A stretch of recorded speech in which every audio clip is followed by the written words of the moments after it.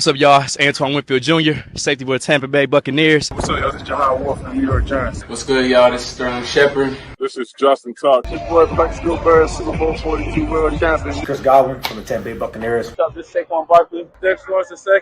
Yo, this is Mike Evans with the Tampa Bay Bucks. And we about to go live on Flag on the Play.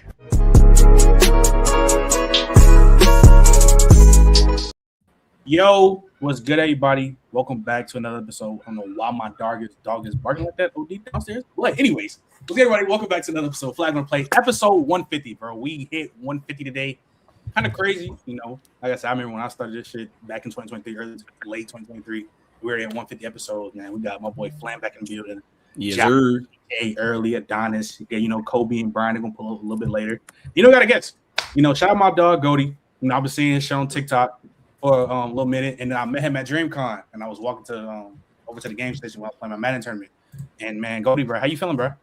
Feeling good, bro. Thank you for inviting me on. Shout out Trent. Met at DreamCon. He was cool. And did you end up winning that Madden tournament, by the way?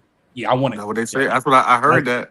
That's just because I wasn't. That's just because I wasn't in it. You know, if I was in it, it's a little different. I can understand. I can understand. If you can't tell from the flag in the back, I love the intro, bro. You had a lot of my goats in there. So yeah. Thank you for inviting me on, though. Giants fan and all that. Yeah, that's my apologies to coach for them. I know everybody out there. Mm-hmm. Oh, yeah, Nanny done joined. Holy shit! What it's gonna be a day. But showing your face, huh, man? The cops ain't looking for you. Before we get to the breakdown, got to talk about this because it's like it got leaked earlier. It got leaked probably 2 weeks ago, but it's official now with the 99 Club on Madden. And Cody, I'm gonna start off with you because the whole been talking point is, how was Josh Allen in 99 this year's Madden? Do you think he should have been a 99 this year? I think he should have. I'm not gonna lie. I feel like everybody's seen his playoff game, and they acting like that's his whole season. And I think the reality is he drugged that team last year. They were not supposed to be as good as they were. The Patriots had that weak schedule, won the division. They won a playoff game. They were still in the game to almost go to the AFC Championship. I feel like he did have a shitter in the AFC Championship, but you can't act like he had a bad season just because of one game. You know what I mean? So I think he deserved 99. I think he top 2 quarterback in the league. I'm not trying to go into another topic, but I'd have gave a nigga 2 seasons ago, but last year, no, sir. That carrying shit was not last year. Receiver core trash, running back, James Cook is the top 10 back now. We can't even identify no more. O-line is good. My biggest problem with him is if you really watch Josh Allen last year, that's a nigga who had him in his fantasy, dog, he had some bullshit games. They didn't have a good game. They didn't have a bull. It was so many times where he was on bullshit. And not just versus the teams that, he should have beat Atlanta Hawks. Yeah. The Atlanta Falcons. That was a bullshit-ass game. I give him the Texas game, even though he had a little something towards the end, but the Texas team was just that good. But there were a lot of games I can point out where it was man, he was on bullshit. He was very up and down last year. Last year, 2 years ago, I understand last year, it wasn't the same. This might be a crazy take, but I think last year was one of his worst rosters, period, of his entire career. Yes, I think he was dealing with his worst, and it was pretty much the same outcome as every other year. So if you was gonna give him 99 2 years ago, you might as well give him 99 last year too. And then on top of that, I'm pretty sure he didn't he break a record for a combination of rushing and passing touchdowns with that? Was it that this year or was that the year before? No, it couldn't have been this year because he had more touchdowns the year before. It might have been year before. Flam, what you think Matthew Stafford? That's Matthew Stafford. You think Josh Allen should have been 99? He on your mind. I know you on your mind from Sunday. There's no reason Josh Allen. So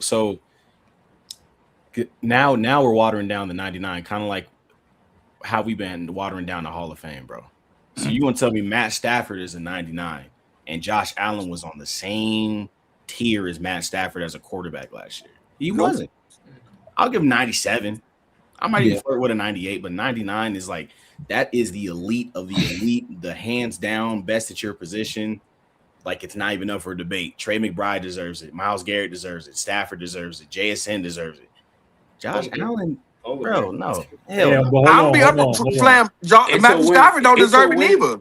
It's a window because last season Jamar Chase didn't play as good as Jackson Smith and Jigba, and they're both 99s. It's a window. Yeah. You don't got to be exactly as good as the next person. I was gonna say Jamar Chase was putting up crazy numbers with Flacco, bro. I genuinely Josh Allen was good. I don't know about that. I feel like when we talk about if we talk about Chase last year, you look at the tape.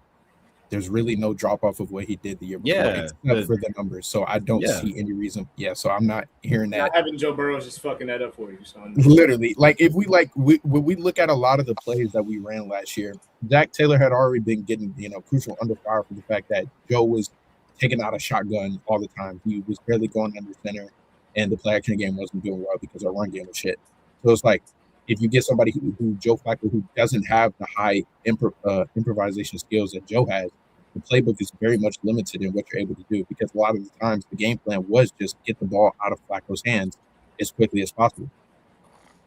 Matthew Stafford should have been a 99 neither. Like I don't know how they rate Madden players. That's crazy. Now I'm gonna tell you why. Because one, the speed is kind of off this year, bro. They putting some speed on some niggas that ain't that fast. But I think the problem with me when you grade a quarterback statistics is either throwing statistics or it's the athleticism. So I can see the year Lamar was a 98, 99 because when you mix in his passing ability with his running ability, I just feel like if you're a quarterback who has no mobility and Matthew Stafford, his mobility is weak, I feel like he ain't the level of a passer where everything 99 passing, because he ain't that level of a passer. What do you think Matthew Stafford? What do you think Matthew Stafford? What do you think he's gonna rank in the game for throw power? What do you think it's gonna be? 95. What do you think it's gonna be? What do you think it's gonna be? It should be no more than 95. If it's 95, it's no more. Okay, Respectfully. Okay, No, what do you think? my thing is this. If this is my problem. Do we think Patrick Mahomes has a better arm than Matt Ryan? I mean, than Matthew Stafford. Yeah. Throw power. Yes. Yeah. Josh Allen. I believe Matthew Stafford. Josh Allen. Yes. Stronger arm. Stronger arm. Yeah, that's cool. I mean, hold on. Did y'all see Mahomes' rating for Madden? I think he's like a 94. And that's what I'm saying. Something not right there. And everything. Yeah, that's crazy. Everything. I tell you, something not right there, though. A Madden rating goes off of your last season. It doesn't go off of what your potential is or what your No, them niggas be biased sometimes. They be biased. They do be biased. I don't hear that shit. They be The truth of the matter is, if you're giving Matthew Stafford 99 because the season he had last year, the goddamn Puka and Devontae Adams better be 99s too. Okay, we doing that. Okay, early. So where do you think he's gonna rank throwing the pressure, and what do you think it's gonna be? I believe it's gonna be like a 96, 97. I just say should be no fucking 96 though. Like I'm saying, my thing is this: if you saw Matthew Stafford last year, and again, as great as the season he had, if you saw Matthew Stafford last year and you equate that to be all Matthew Stafford, every passing stat should be over 95. I don't get that though, Brian, because again, if Matthew Stafford is a 90, everything should be over 95. Then my nigga, then what do we equate to his success with the team he had around him? Like if we grading him. Again, when a nigga like Josh Allen has a 2024 season, I say 99 him, because nigga, he had to do everything. So I understand how y'all boosted his stats go crazy. Okay, early. When you watch that game last year, when you watch that shit, as great as he was, and a lot of that has to do with the fact that he's 37 years old, which I understand. But my nigga, the nigga wasn't making passes that was out of this world. It was great receiver board. Broski. Let me explain. Broski. Hey, chilling inbounds. Early, so let me ask you this question. You going crazy. You driving about 50. You driving about 50 pieces. I got it going crazy. Naturally. But if Matthew Stafford again, if we equate the team he had around him last year, Matthew Stafford should not be a 99. He could be a 95. I'd have been clean. But a 99? All right, he said, bro, is in the N-word flow state. That is killing me. That is killing me. Early, what's the most important stat in Madden? What's the most to determine overall? What's the most important stat? I think awareness is very important on every position. Awareness is the thing that draws your overall up. So if his passive stats is 93 to 97, and he has a 97, 98 awareness, how would he not be a 99? Because again, I think some things is okay for him to be because again, Matthew Stafford has declined. So for instance, right? If he's he's declined athletically. He declined where? I can't say decline. Not yet. Athletically, He just won MVP. Also, we again. Hey, listen, him winning the decline is MVP last year. MVP. Doggone. Him winning the MVP last year has nothing to do with the fact that he had the all-time. He had the one of the only guys to lead multiple teams to touchdowns, athletic-wise, and he had arm strength, he declined. Early. Athletically and arm strength. not just type of arm strength that what he used to be. It's not. That's what I'm saying. Just arm ain't strength far, though. athletically. It's dropped a peg, but it ain't dropped off. It ain't dropped off the cliff. Hold on. I feel like I'm we so just confused. This shit went. I think for the season that Matthew Stafford had, that like because he had a That was the best year of his career, hands down. I'm saying it's the best year. He deserved it. I have no problem with him getting the 99. No, He not threw at almost all. 50 not touchdowns. at all. Early, Early. he threw almost 50 Hold on. touchdowns. What are you talking about? 9 people say early. Come on. Hold on, early. I mean, hold on. Like he threw like 48 TDs. I think he had under 10 picks. 8 Like, interceptions. He wowed out. He deserved Can 99. I ask you something, Trent? I think everybody that made the 99 club, realistically speaking, outside of Josh Allen, I can understand why they had the 99. Oh, word. Okay. All right. People on Josh Allen. I like that. I don't think that Josh Allen should have been a 99. Thank you. Oh God. Thank you. Thank you. Go ahead. There will be no Trey if you McBride don't- slander, by the way. If you don't think that he should, If like, Trey a 99, Brock Bowers should be a 99. Hold on. Hey, My bad. Go ahead. I'm gonna say something. If you're gonna have Trey McBride be a 99, that means you gotta have Josh Allen be a 99. Because I feel like sometimes the 99 is saying who the best player at their position was. I don't think nobody's saying Matt Stafford is the best quarterback right now. Here's my problem, though, right? In You know what I 2000, on Madden 18, after Matt Ryan's MVP year, 96 rating. Why? What was that? Madden 18, you mean 17? No, it was 18. If I'm not No, mistaken. because Madden 17 comes out in 2016, so that'll be based off the 2016. Okay, well, Madden 17, the year after Matt Ryan's MVP season, he was 96 rating. Why You would he can't not? compare Matt Ryan Because to Josh Allen. here's the difference, though. Here's the difference, though. We're in a Hold on, bro. I hope you not. Hold on. Wait. We're in a different. Y'all talking about numbers. We're in a different landscape, though. We're in a totally different Matt landscape. Ryan, Matt Ryan was having his MVP. Tom Brady, Drew Brees, there's still mad quarterbacks that were in the league at the time who have a phenomenal season to where you can understand they got the 99. This year, the two best quarterbacks literally this year were Drake May and Matthew Stafford, period. So then what was Drake May's rating? Patrick Mahomes, he like a 92. And they do that. He's like a 92 or something. And you should know how that works because his rating last year was in the 80s. His last year rating was in the 80s. You should know how that works. Brian, you gotta think. I mean, early you gotta think. Patrick Mahomes got hurt. Lamar got hurt. Joe got hurt. You said what? Burrow got hurt. Like, I don't like. That's what I'm saying. Respectfully, some of y'all in y'all 20s, to my guys in their 30s.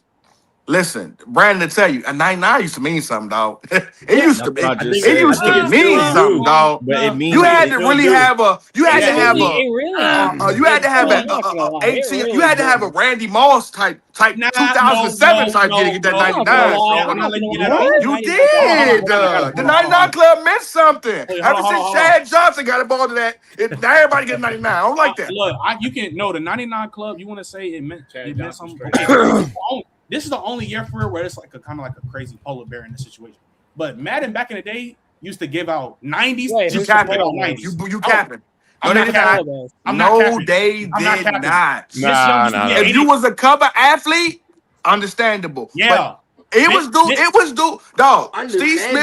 Steve Smith had a literally triple crown season. Was a 97 overall, bro. I remembered it, bro. Like doing that, like the triple crown season was. Brian, hold on. And I vividly remember that triple crown season was beautiful, Brian. Watch your mouth, boy. And I vividly remember Vince Young throwing more picks than touchdowns, and he's damn near 90 overall. So it plays a part. I didn't see it before. I ain't gonna lie, from Madden 12 up, they had some respectable ratings. Yeah, but I'm just saying. Yeah, but like back in like Madden 08, Madden 09, like you can take that with a grain of salt.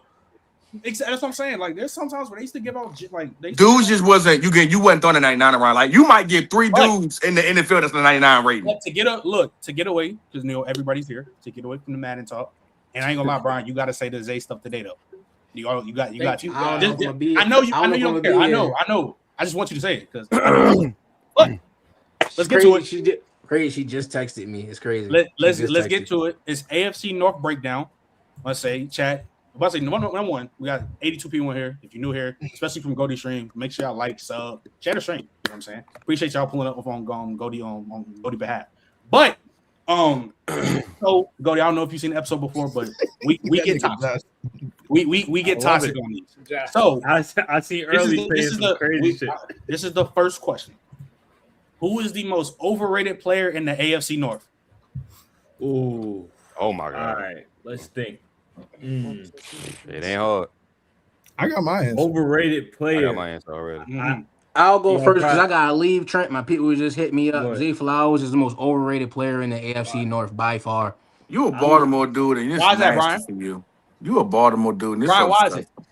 I have people in my comments saying that he's top 10, top 15, and that's like actually a joke. Like that's actually a joke. Hey, Brian, I will tell you this. I had to argue Baltimore fans today that he was better than Jalen Waddle, and I ain't like Y'all that. will see. I Y'all didn't will like see. that. He better than who? I didn't be like generous that. because I tell you. I did not like that. Those that don't know, I'm from Baltimore. It's not many fans you're gonna get that defend their guys more than Ravens fans. So the things that I deal with and the things that they say, it gets excessive. So when I come on here and Trent says certain things, he say I'm saying certain things, it normally comes from fume from a conversation I just got done having with a Ravens fan. So, But Brian, yeah, you that's from my ain't reason. you a Packers fan, right? Yeah. Man, get your cheesy ass up out of here with that deep ass accent. Yo, Brian, Get your cheesy ass Hey, out y'all, of here. hey Trent, I'm I'm gonna holler at from y'all, Ryan, bro. I see y'all. Brian got the strongest Baltimore accent I've seen in my life. A Packers fan. Get your ass out of here. All right, so Goldie, who's the most overrated player in the AFC North? I'm gonna go a different route, and I don't know if y'all gonna agree with this one, but he's got a contract either this offseason or the season before that I just disagree with. Alex Highsmith, bro. I think he's the most overrated player in the AFC North, simply because I think when you He ain't play that good, Josh. I don't like making that he's face. not Like, that. It's like, I'm telling you, you making that face for the wrong guy. Yeah. Cut it out. when you play next to Cam Hayward and TJ Watt your whole career, and mind you, most of his production is sacks, and I think sacks is a little overrated.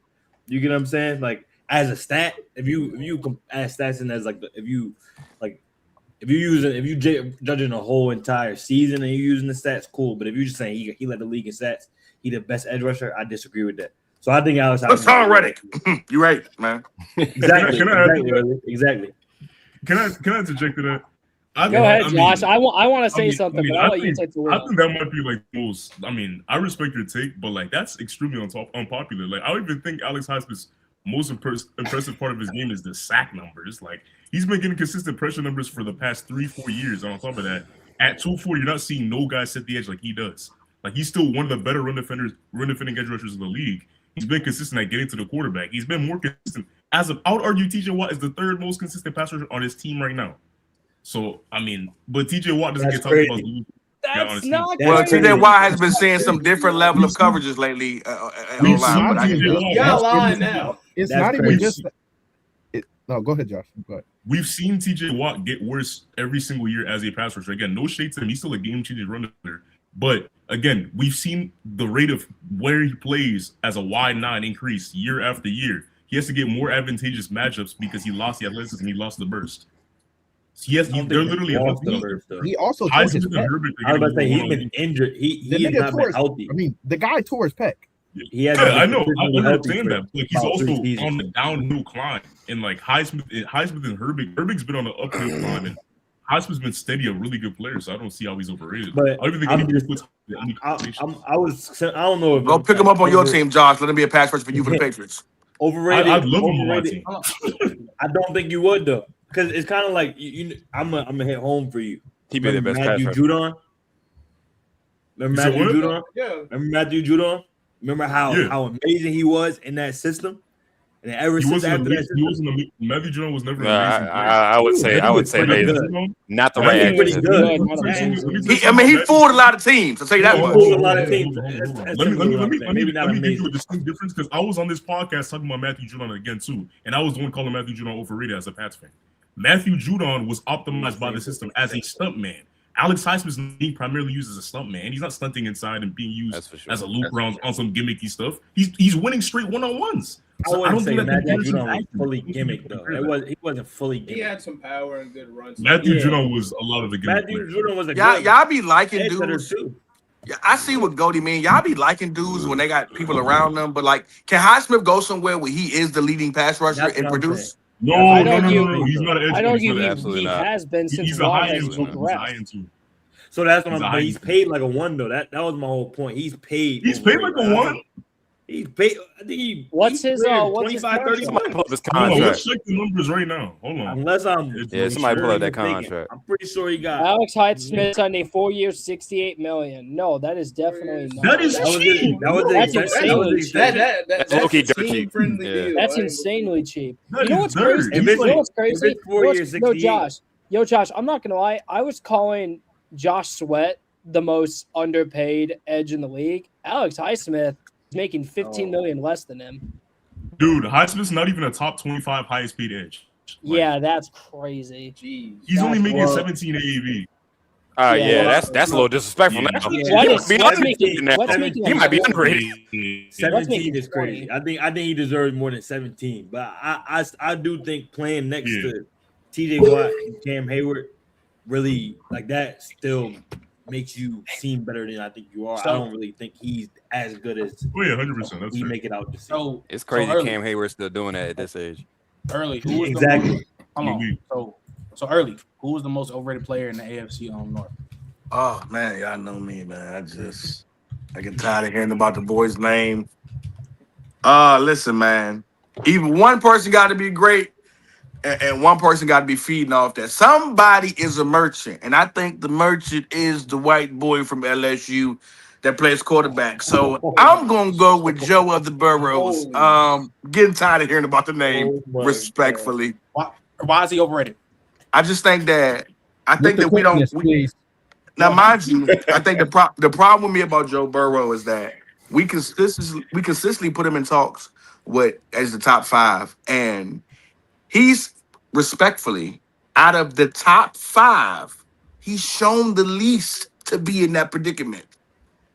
Now, the injuries, whether you want to say they're his fault or not, that comes into play. I do believe that he is one of the only guys in that top 5 who's had the consistent receiver play, but not just consistent receiver play, the best receiver in the game, and a number 2 who could be a number 1 on most teams in the NFL. You understand what I'm saying? Midi playoff run, not the greatest playoff performer. You know what I mean? I do believe that the mobility isn't there. I do believe that we overline the hey, it's all bad line. If you do your numbers, the line ain't been that bad last couple seasons, and he is not good at avoiding Last sacks. season, it really wasn't. He takes very bad sacks. He does. He takes very bad sacks.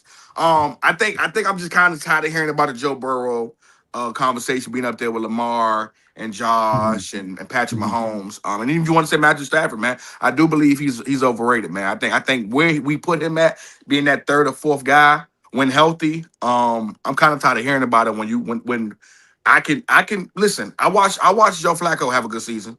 Have a good couple games. I also watched, and he was dog poo last year, but Browning did have a good season with them boys. Jamar and T have shown you could put something over there that ain't as great as you need to be, and they can still produce. So I give him a hard time. He overrated to me, bro. Listen, Can I respond to that, please? dragged with a few things, but I'm not. I'm gonna noticing you doing good over there, brother. There you go, Trey. There you Most of go. the stuff he said was accurate. Like Burrow does have pocket awareness issues. Burrow, in my opinion, is not in the conversation with the top 3 guys, and there are still people on this podcast who think he is. So I don't think it's crazy to say that. If he wants to say he's overrated because people think he's in that top, I got the white boy with me. I don't think that's I got the white boy with me. I got the white boy. I got the white boy around the corner. I got the white boy around the corner. Asking at all. So wait. Okay, so early. So you talk about the fact that Take that hat off when you talking to me, so I know you ain't being biased. Come on now.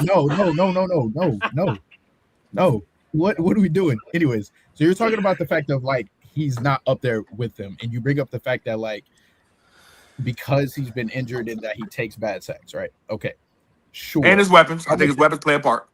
Right, weapons play a part. Cool. You said that outside of the other quarterbacks, he's had the most consistent. Outside, I would say offensive weapons. Don't change what I said. He's had the most consistent offensive weapons. Okay, so finish that sentence. Sure. Adonis, can I take you in a different route right quick? Can I ask you? Let Adonis finish. No. I want him to finish. I really just want to ask him, if you didn't hear what Early said, could you argue Joe Burrow being top 5 without using somebody else's argument as to why he's not? Like if we just did a top 5 list and Early said he's not top 5, could you have your own argument? Like I don't think I've ever heard somebody just argue flat out why Joe Burrow's top 5 still. I think he's just been consensus top 5 since 2022. I really just want to hear you do that. Like without using what Early said, can you just tell me why he's top 5? Well, Early had him at 5. Right? I think that Joe, 5, right? Yeah, 5. Go ahead. So I think Joe Burrow, when we talk about like consistently in efficiency, he's like one of the best, if not the best, when it terms to accuracy. I think for somebody who throws the ball as much as he does in the high volume, his efficiency completing 70% of his passes twice in a season is crazy work. Because yes, you do have great weapons, but that doesn't mean you have to be as accurate, and that doesn't mean you have to be as efficient as you do. We've seen plenty of people have great weapons and the quarterback not be as efficient, but they have still good numbers. And Joe Burrow consistently, when he's healthy, puts up numbers. Quite literally in 2024, we witnessed him have one of the best statistical seasons of all time. The only other 2 quarterbacks to put up seasons like that was Aaron Rodgers and Tom Brady, and they both won MVP that year. Mind you, he still took them to 9-8 in that season, right? But the reason he didn't win it is because of the team around him. And we know consistently throughout that year, most of the time, we saw Joe Burrow duke it out with the best of them. And he's been doing that since he's got into the league. When we talk about quarterback in matchups, he literally plays just as good and has outplayed the top quarterbacks in the league before. But he be losing to Lamar. And I'm not saying that Joe's perfect, but to sit here and act like he's not up there with the best of the best, I feel like it's kind of crazy considering the fact that we've seen him time and time again been able to overcome obstacles that not many other like quarterbacks in the league currently have been able to do. And I think that at a high level, if you have a high efficiency and you're dealing with so many problems, especially with a weak run game, and you're having to rely on the pass game so much, it speaks volumes of how great of a quarterback you are. And how many times did Joe Burrow miss the playoffs, Adonis? He missed it 3. He missed it 3. Now, how many times has he been in his career? How many times has he been there? Yeah. Yeah, he went to the So how did he overcome it so much? You said what? How does he overcome the difficulties of what's around him so much if he's only been in playoffs twice? Adversity. No, how does he overcome the adversity so much? I'm talking about by playing great. I'm not talking about by like having his team be there, because that's still a team accomplishment. I'm talking about the old school Dak Prescott. Oh, we can put up points, but we ain't gonna win games. That's cool. I'm not. Don't start shooting at Dak, man. Don't start doing it. I'm just saying, when Dak did it, we said Dak was a front runner. Oh, you put up stats, but it don't mean nothing. That's a fact. Dak is also just not better, though. Yeah, but you gotta play. I'm a believer Dak's that skill Joe set Burrow is not top as 5. good as Burrow's. So I believe Joe Burrow top 5, but I would say if you're gonna give him that benefit of the doubt, like he overcomes adversity when he hasn't. I mean, he hasn't overcome it. He hasn't. Like, you gotta give that same benefit to other quarterbacks. Wait, so you don't think? So you don't think the consistent like bad coaching play from Zach Taylor at some points, like he doesn't overcome that on top of the Adonis. We don't want to doing that. Adonis, has he overcome as much as the top 3? The answer is no, he hasn't. No, I'm not. I've seen Mahomes with mediocre weapons. Yeah, last year the play call wasn't great. His offensive line was falling apart. I've seen Josh Allen. I've seen Mahomes deal with no offensive line, no running back, bad receivers. I saw Josh Allen put up maybe the best 2-game playoff stretch of my entire life, but get failed because of the defense and other reasons like that. And then I've seen Lamar Jackson constantly get sold by awful, game management issues by John Harbaugh. Like, these guys have been through more than Burrow and have risen to the challenge more. That's why those guys won't. I mean, there's other reasons, but that's one of the reasons why those 3 guys are better. You say that they've been through more, but none of them have had to deal with the fact that he puts up efficient, good games consistently, and yet his defense, out of all of them has been the worst. Josh Allen. Hold on, time out. He has 13 seconds. Let me ask you my turn for 2 seconds. Do you think, because when we're talking about adversity, we also are meaning like it's all on you. When the chips are down, it's all on you. Can Joe Burrow elevate a team to the level of the top 3? Don't do that, Donnie. I think he can. He can't. Burrow does not have that type of ability to elevate. Like when all 4 of those guys hold on. When all 4 of those guys are at their absolute best, Burrow is not on those 3 levels. He's not an elevator. Yes, he is. He ain't 41 and 4. What was he ain't 41 and 4? He ain't 42 touchdowns, but no receiver. No, he not. No, he not. Yes, he can. No, he not. Leave me a break real quick. Hold on. Joe Burrow can't elevate what, Donnie? No, I said he can't elevate to the level the top 3 can. The fuck are you talking about? I don't think he can. I don't think when the chips are down, can he put a team on his back like the top 3? We've seen him do it. No, we haven't. No, we have not seen him do it. So why has he? We've never seen him produce without. We've never seen him produce without his receiver core. We've never seen him produce heavily without Jamar Chase. Like that argument is so stupid. That's overcoming. That's elevating. It's not stupid. I'm gonna tell you why it's not stupid. I'm gonna tell you why it's not stupid. Because in history, when you have a top 1 receiver, a la Matt Ryan, we tax you. Time out. Josh, you're muted. Josh, you're muted. Even though that receiver tax shit. Even though Josh, you're muted. It's a quarterback wide receiver relationship. You gotta have you gotta have something, bro. Brandon, stop it, because I put Jamar Chase on anybody mama team and he'll get busy. Hold on, wait. That nigga he ain't catch passes in my kitchen. Bro, see, I understand what you're saying, but we gotta stop that, bro. I feel like we see. Hold on. I know you get mad at you, I get you. Wait. So we genuinely believe that I can't never say nothing. Burrow can't elevate to the level of the top. Like I feel like that's kind of fake unfair. Like why? Have we ever seen him do it, Trent? Have we ever seen him do it? That's why. I've seen him do it 24. You've seen him do it. You've seen him do it twice. Yeah, You 2024. seen him do it the season. You seen him do it the season that Jamar had a Super Bowl. Here's my bigger problem. Shitty. Huh? Here's my bigger problem. And here's what the offense was. You're still elevating. That's still elevating. What are you talking about? I've literally heard not throw to Jamar. I've literally heard Donnie talk about how I've literally heard Donnie all the time talk about the 2021 Chargers, how Justin Herbert elevated that team when they had a dog shit defense. Burrow did the same shit, but better. And not only that, why are we acting like again? He didn't go to the Super Bowl. We're moving past the part. When it comes to efficiency and accuracy, that shit is not like common for niggas to be at that high level. Like, why are we acting like Joe Burrow isn't that when it comes to that? If you're telling me, I can throw Jamar Chase the ball anywhere. No. And the crazy part is, you sound like a 12-year-old dude. And the thing is, as a quarterback, right? Hold on. And the crazy thing, as a quarterback, the more you throw the ball, the more you are prone to making mistakes than anybody else who throws less than you. But if you're throwing more than them and you're being more efficient and accurate than them, that stands for something. What the fuck are we talking about here? And then literally we have Matthew Stafford fans up here, and then we dissed Joe Burrow. What the fuck? Wait, respect Matt. But Matt, hold up. See, we have Matthew Stafford fans on here. This is what we do.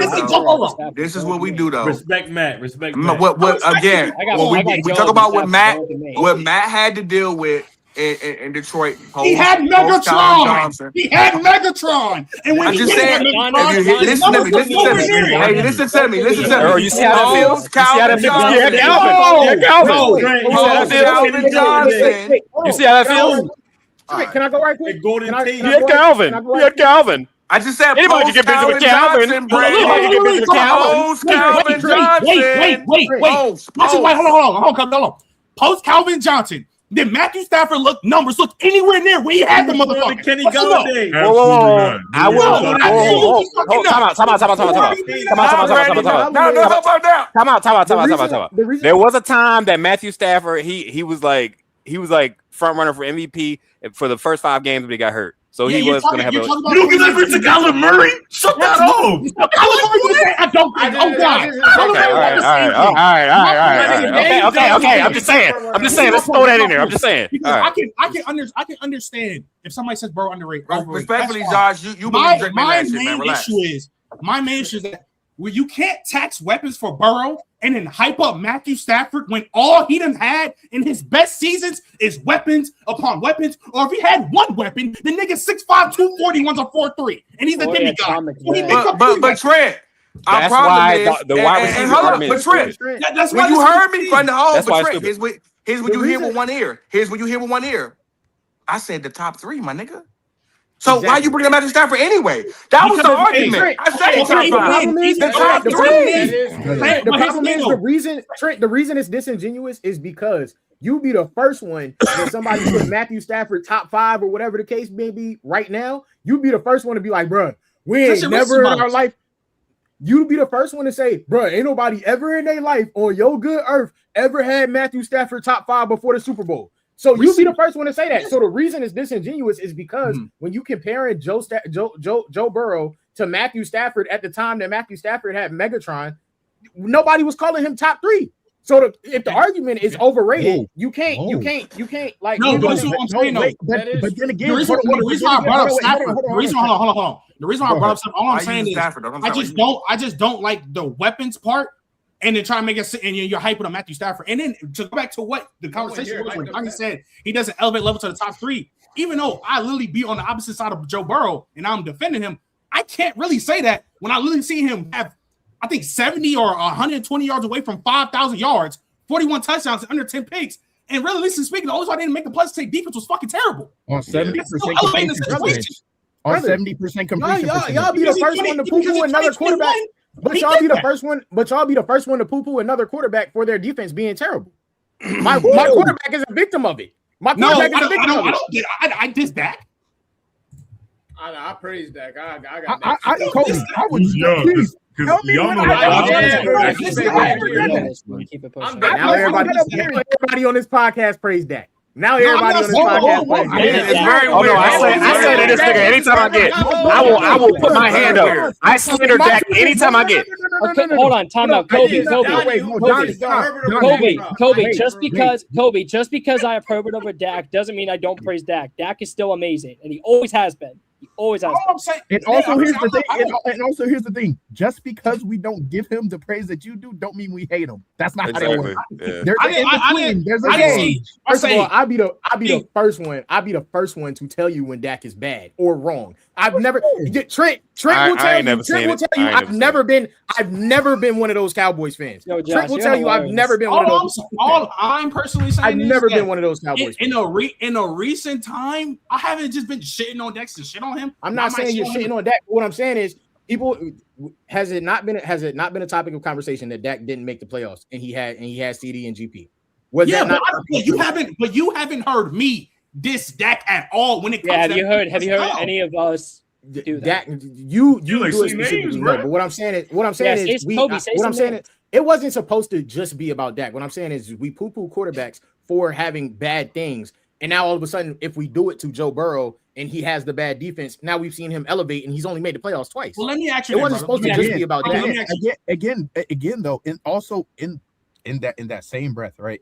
And the fact that Joe Burrow, and again, we're talking about QB play. I'm not talking about like elevating them to like the highest extent of like being this great team overall, because getting in the playoffs still is a major team thing. Quarterback's only part of that at the end of the day. Sure. So I feel like when we're talking about overcoming, I'm talking about the situation around him, right? For the same reason that Donnie emphasizes early Justin Herbert's career, Brandon Staley, defense, all those things, and we put up Justin Herbert and talk about him the way he does, it's literally the same thing. The only difference is Joe Burrow has actually played good in the playoffs before. Like, and we've seen him work and outduel the top 3. So that's my issue when people are talking about the fact that, oh, he's not up there in regards to the top 3. Brother, we've seen him outduel Josh Allen at home in the snow. We've seen it happen.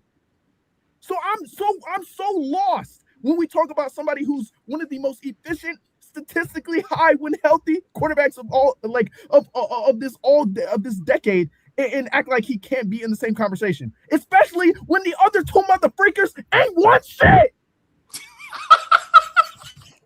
I'm tired. Okay, so one of those motherfreakers, right? One of those motherfreakers being trashed the playoffs. The other one has played like the literal GOAT And wait, who's been trashing the playoffs though? Come on, Lamar. Lamar Jackson been poo garbage in the playoffs. Yeah, straight up. Trash.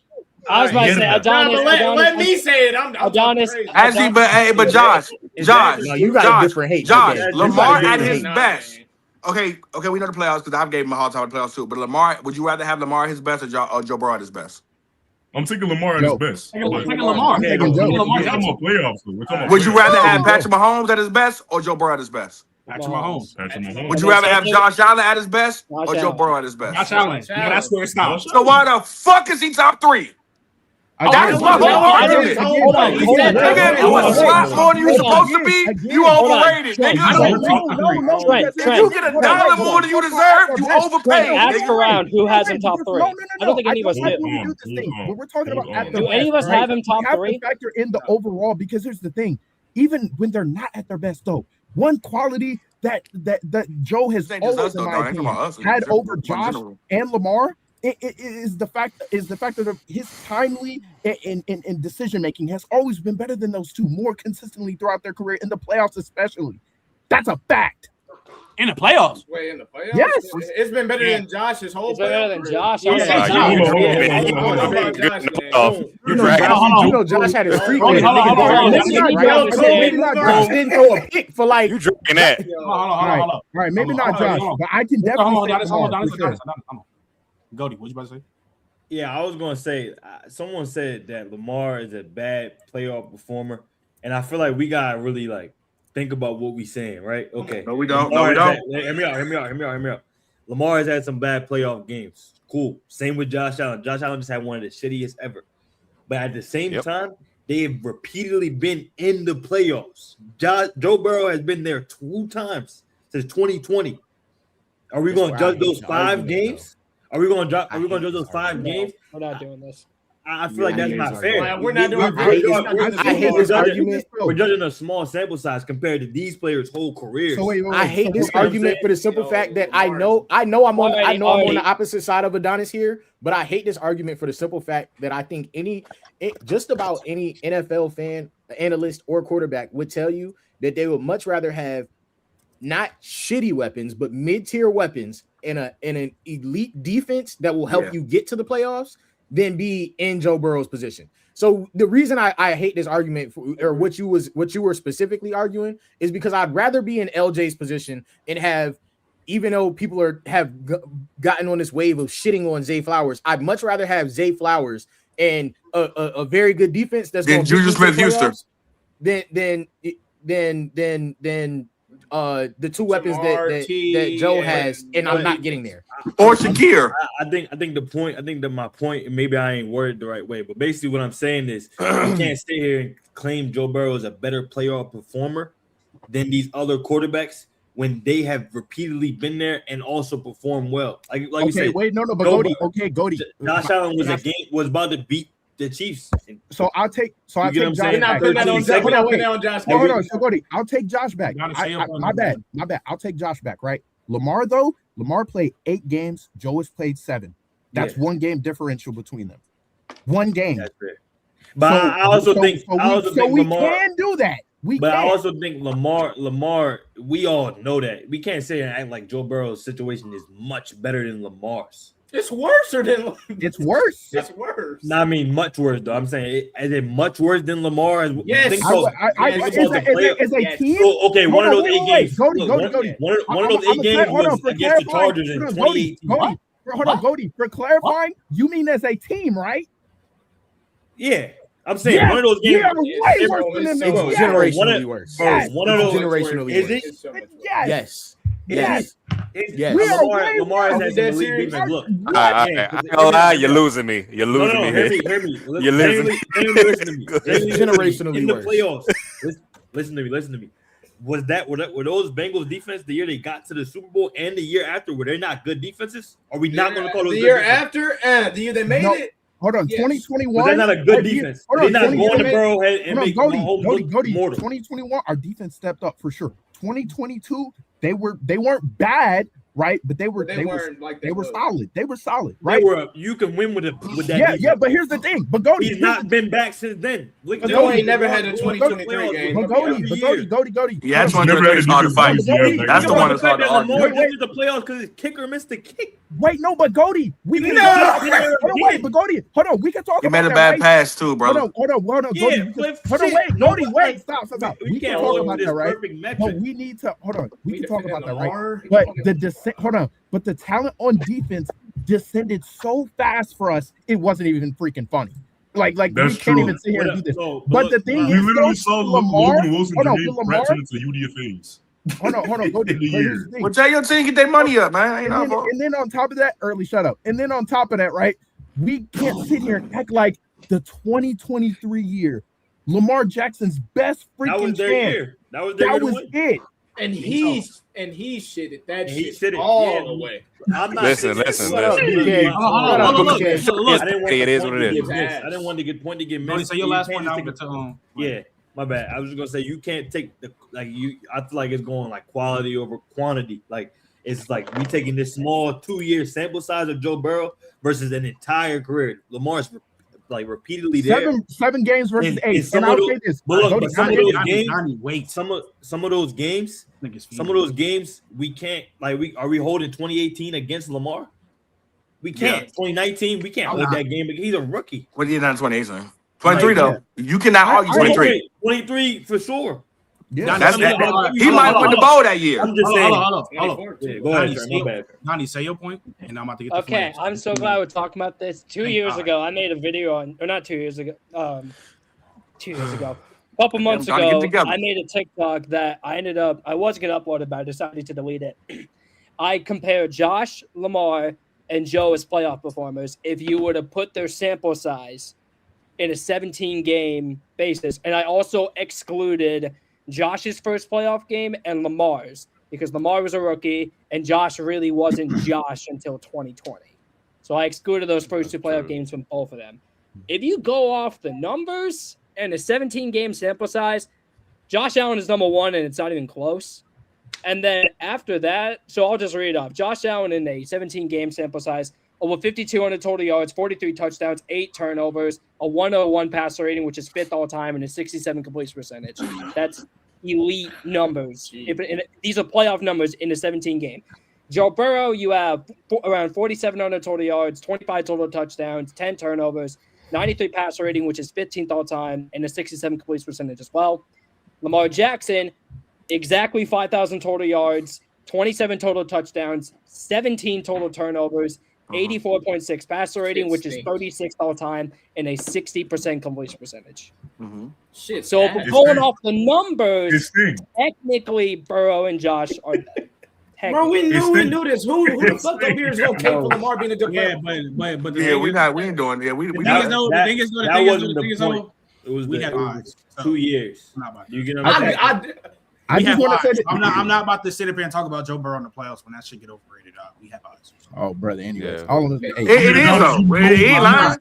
I'm not. He ain't lying. Yeah, with the 17 games. You know how many drives got stalled and they literally got the ball right back in positive field position because of the defense? Like that. Yeah, average their stats out in the Bengals had on too tight, man. We know what it is about Joe Burrow to play on. The Titans game. Anyways. The Titans game is the true example of what you're talking about, but we also need to talk about the fact that was also the same game he got sacked 10 freaking times. Exactly. That's we're excluding the context. Like what are we doing here? Bro, he literally broke the record for the most sacked quarterback in one game in playoff history. What are we doing? And then literally, I don't want to talk about that. We've had this conversation. Continue to the same shit. Can you bring up the 9 and 10 sacks every single time? Can I ask you something, Adonis?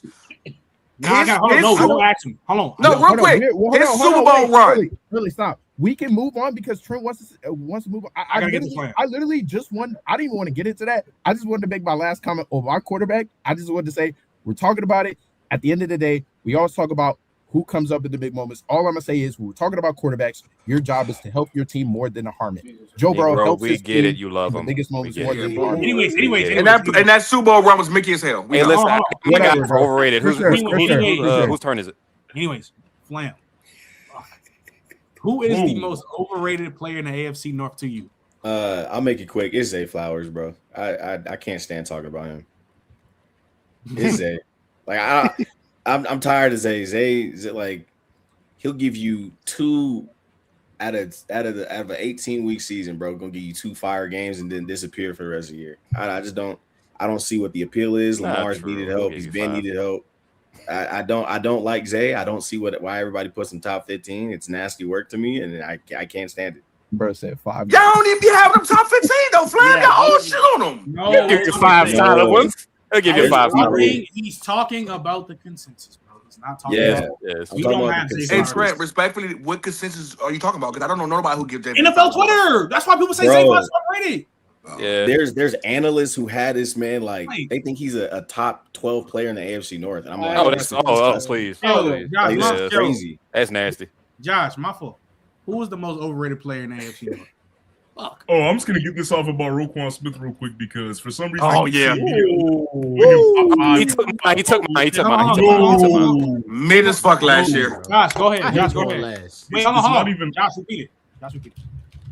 But what I was trying to say, I don't understand why media outlets have Roquan Smith still top 5 combos. Like, he's not the same guy. He's lost a step athletically. He doesn't have the same burst or lateral explosiveness. He can't stick in coverage like he used to. He don't got that sideline speed anymore.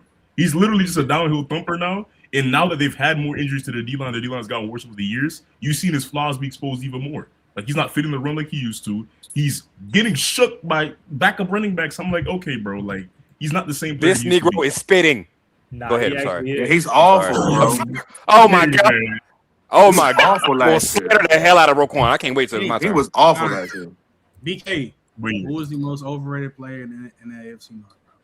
TJ Watt. People still stamp TJ Watt being a top 5 edge rusher in the NFL. I don't believe so. I think he's going to be for the rest of his career, hopefully a good serviceable too.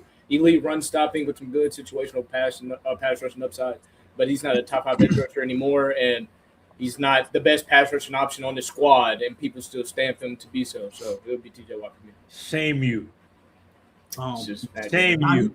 I've been trying to fight with TJ Watt for a long time, and so these niggas have ring me dry, man. Pause, man. I got it, man. I can't argue no more. Look at it. Niggas made me watch film. Niggas tired me up in the room, made me watch film. Look at it. Johnny, who the most overrated player in the AFC North? Real quick, for the guy, I'm trying to find the comment. I can't find it. For the guy who asked me, how's it feel to be the only white guy in here? It feels great. Everyone blows me all the time. No, I'm fine. So who's the most overrated in this division? So wild. I mean, my answer was going to be Roquan, but Josh kind of took it. Like, I agree with everything he said. It's so obvious he's lost a step athletically. I think another good answer, and it's a little mean because I had such high expectations for him, and he was just so bad last year, and that's Peyton Wilson. I've talked about him so many times. Like, he was so good his rookie year. I loved him as a prospect coming out of NC State. He had such great athletic tools, amazing instincts in coverage, all the stuff you look for in a linebacker. But last year, his tackling just fell off the face of the earth, and just so much stuff went wrong for him. I don't know if it was injuries. I don't know. Like, I truly don't, but last year wasn't great, and if he has another season like that, there's a chance that they could end up replacing him. He was that bad, so I guess I'll go with them. Donnie, can I just jump in real quick? Because I was going to say, I don't know how highly rated Peyton Wilson is, but I do think he didn't play that well. Another player on the He has no instincts, by the way. Another player on the Steelers defense that I wanted to ask y'all how y'all feel about him, that he could be overrated, Jalen Ramsey. I'm about to say Ramsey. How we feel about Jalen Ramsey? When they moved him to safety, he played better at safety. I think he played well last year. Yeah, I think he played good at safety. Except when they tried to put him on Jamar Chase, and I didn't like that. That was not No. Him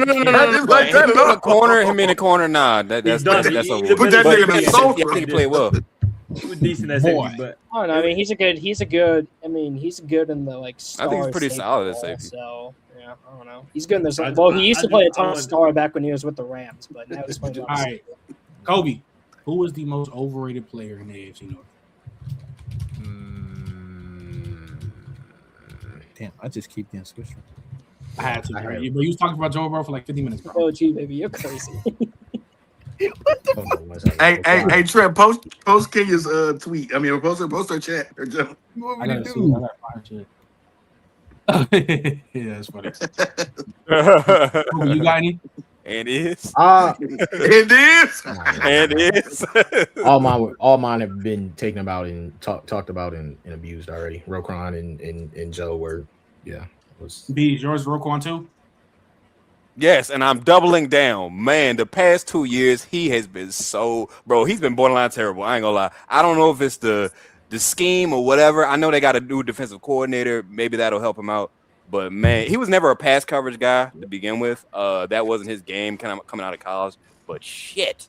I mean, and his strength used to be run fits, but now he looking pretty sloppy at that too. I ain't gonna lie. He got to get it together, man. He gave them niggas one All-Pro, and they was like, "You Ray Lewis now?" No, he's not. He's falling off. He really falling Baltimore, there's another linebacker at Georgia. You want to replace him? Go get him in next year's draft. Have fun. But speaking of Madden, since we brought up Madden, boy, he played like Ray Lewis on Madden, though. Boy, I tell you. He do. He jumps I out think the he does. body. All right, so look, I get mad every time. Go ahead. Adonis, who's the most overrated player in the AFC North? Say Joe Burrow. You say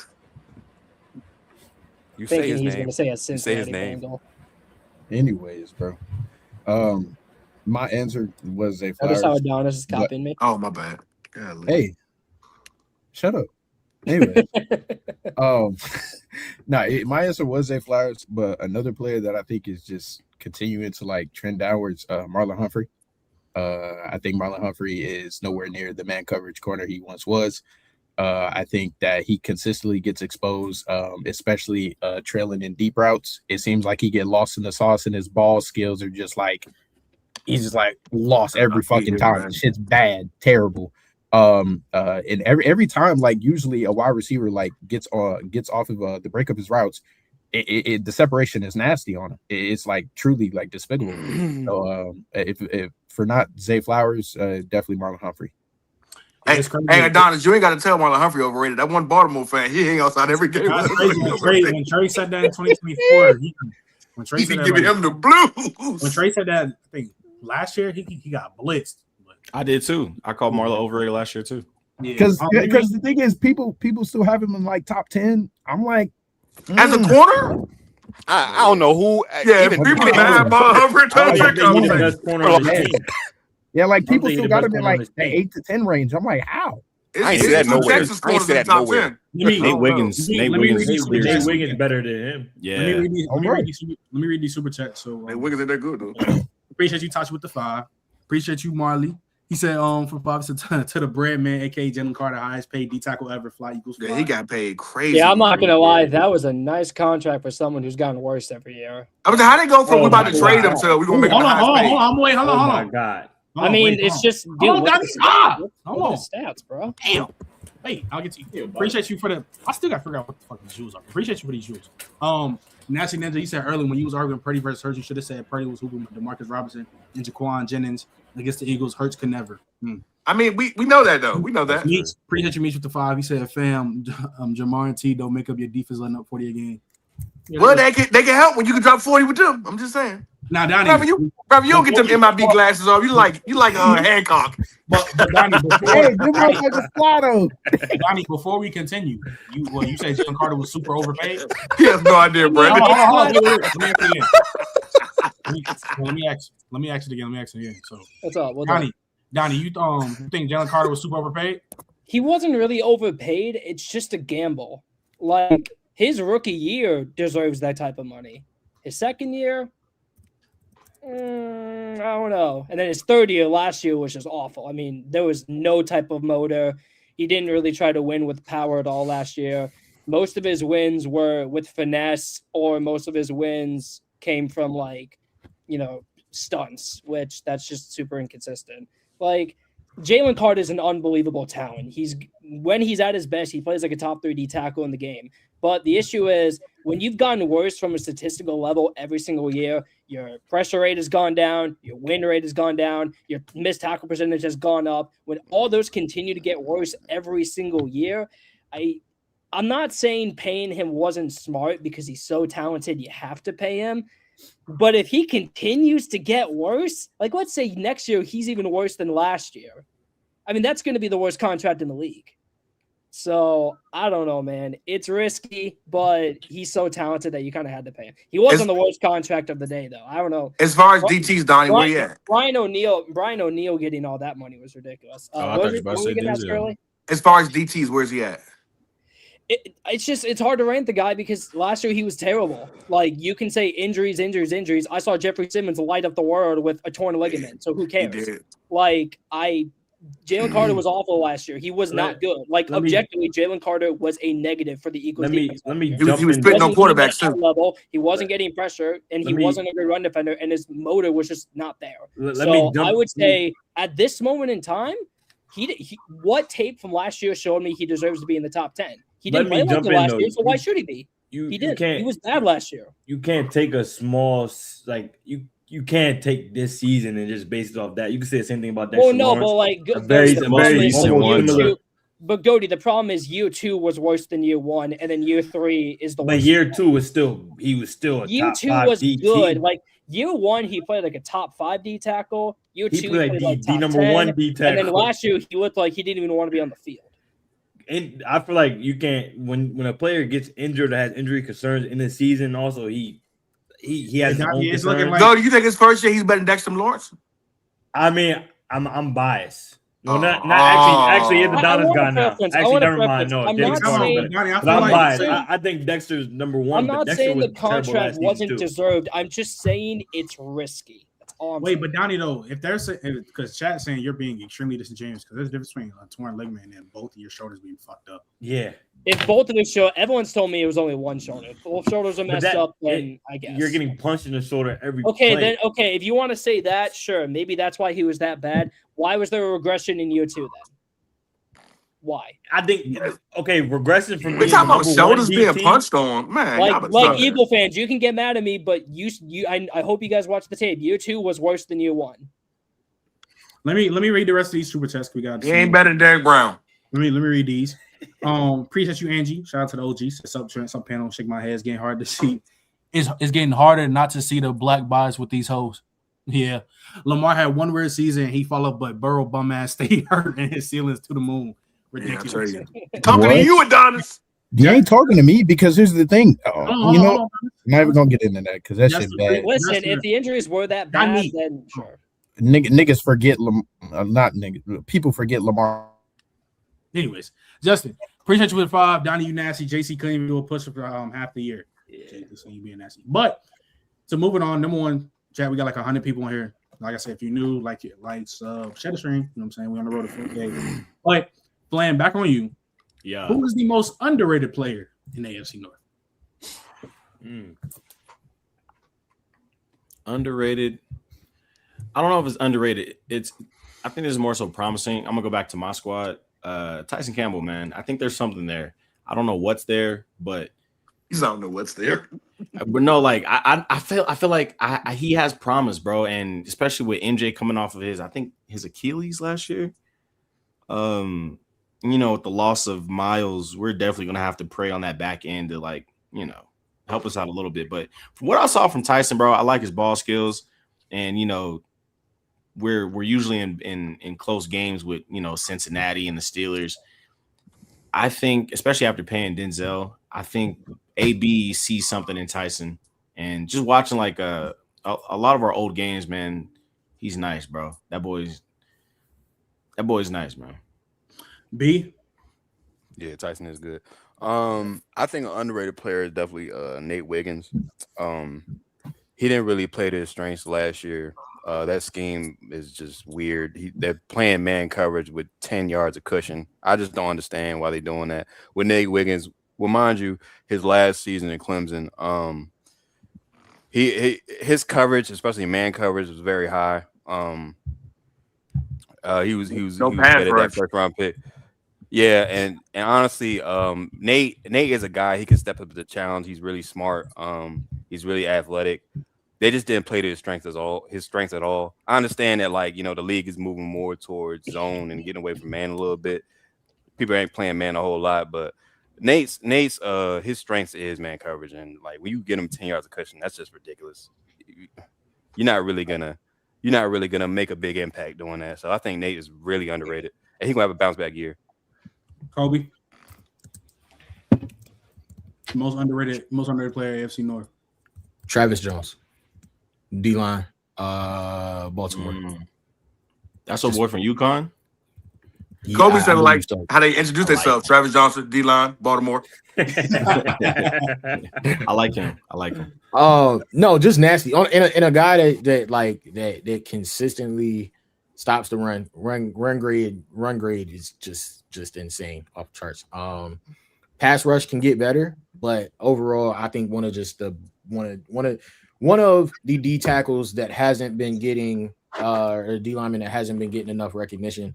In a world where all of a sudden D lines have become one of the most prominent positions, and the whole argument has become like, is it better to have the premier pass rusher or edge rusher or elite D tackles and all that? This is a guy who's not getting talked about enough. Just was nasty, especially on a defense that like people haven't been too fond of recently. I think he's been very good. Kobe, I'm excited to see him and Justin Matabuke play next to each other. Yeah. Adonis? Underrated. Mm-hmm. I mean, I have one in mind, but it's kind of like the same thing with Flam. It's like promising because he had a really solid season, I would say, like for the standards for like our defense. I would say DJ Turner. DJ Turner, like shout out Michigan, by the way, as well. DJ Turner.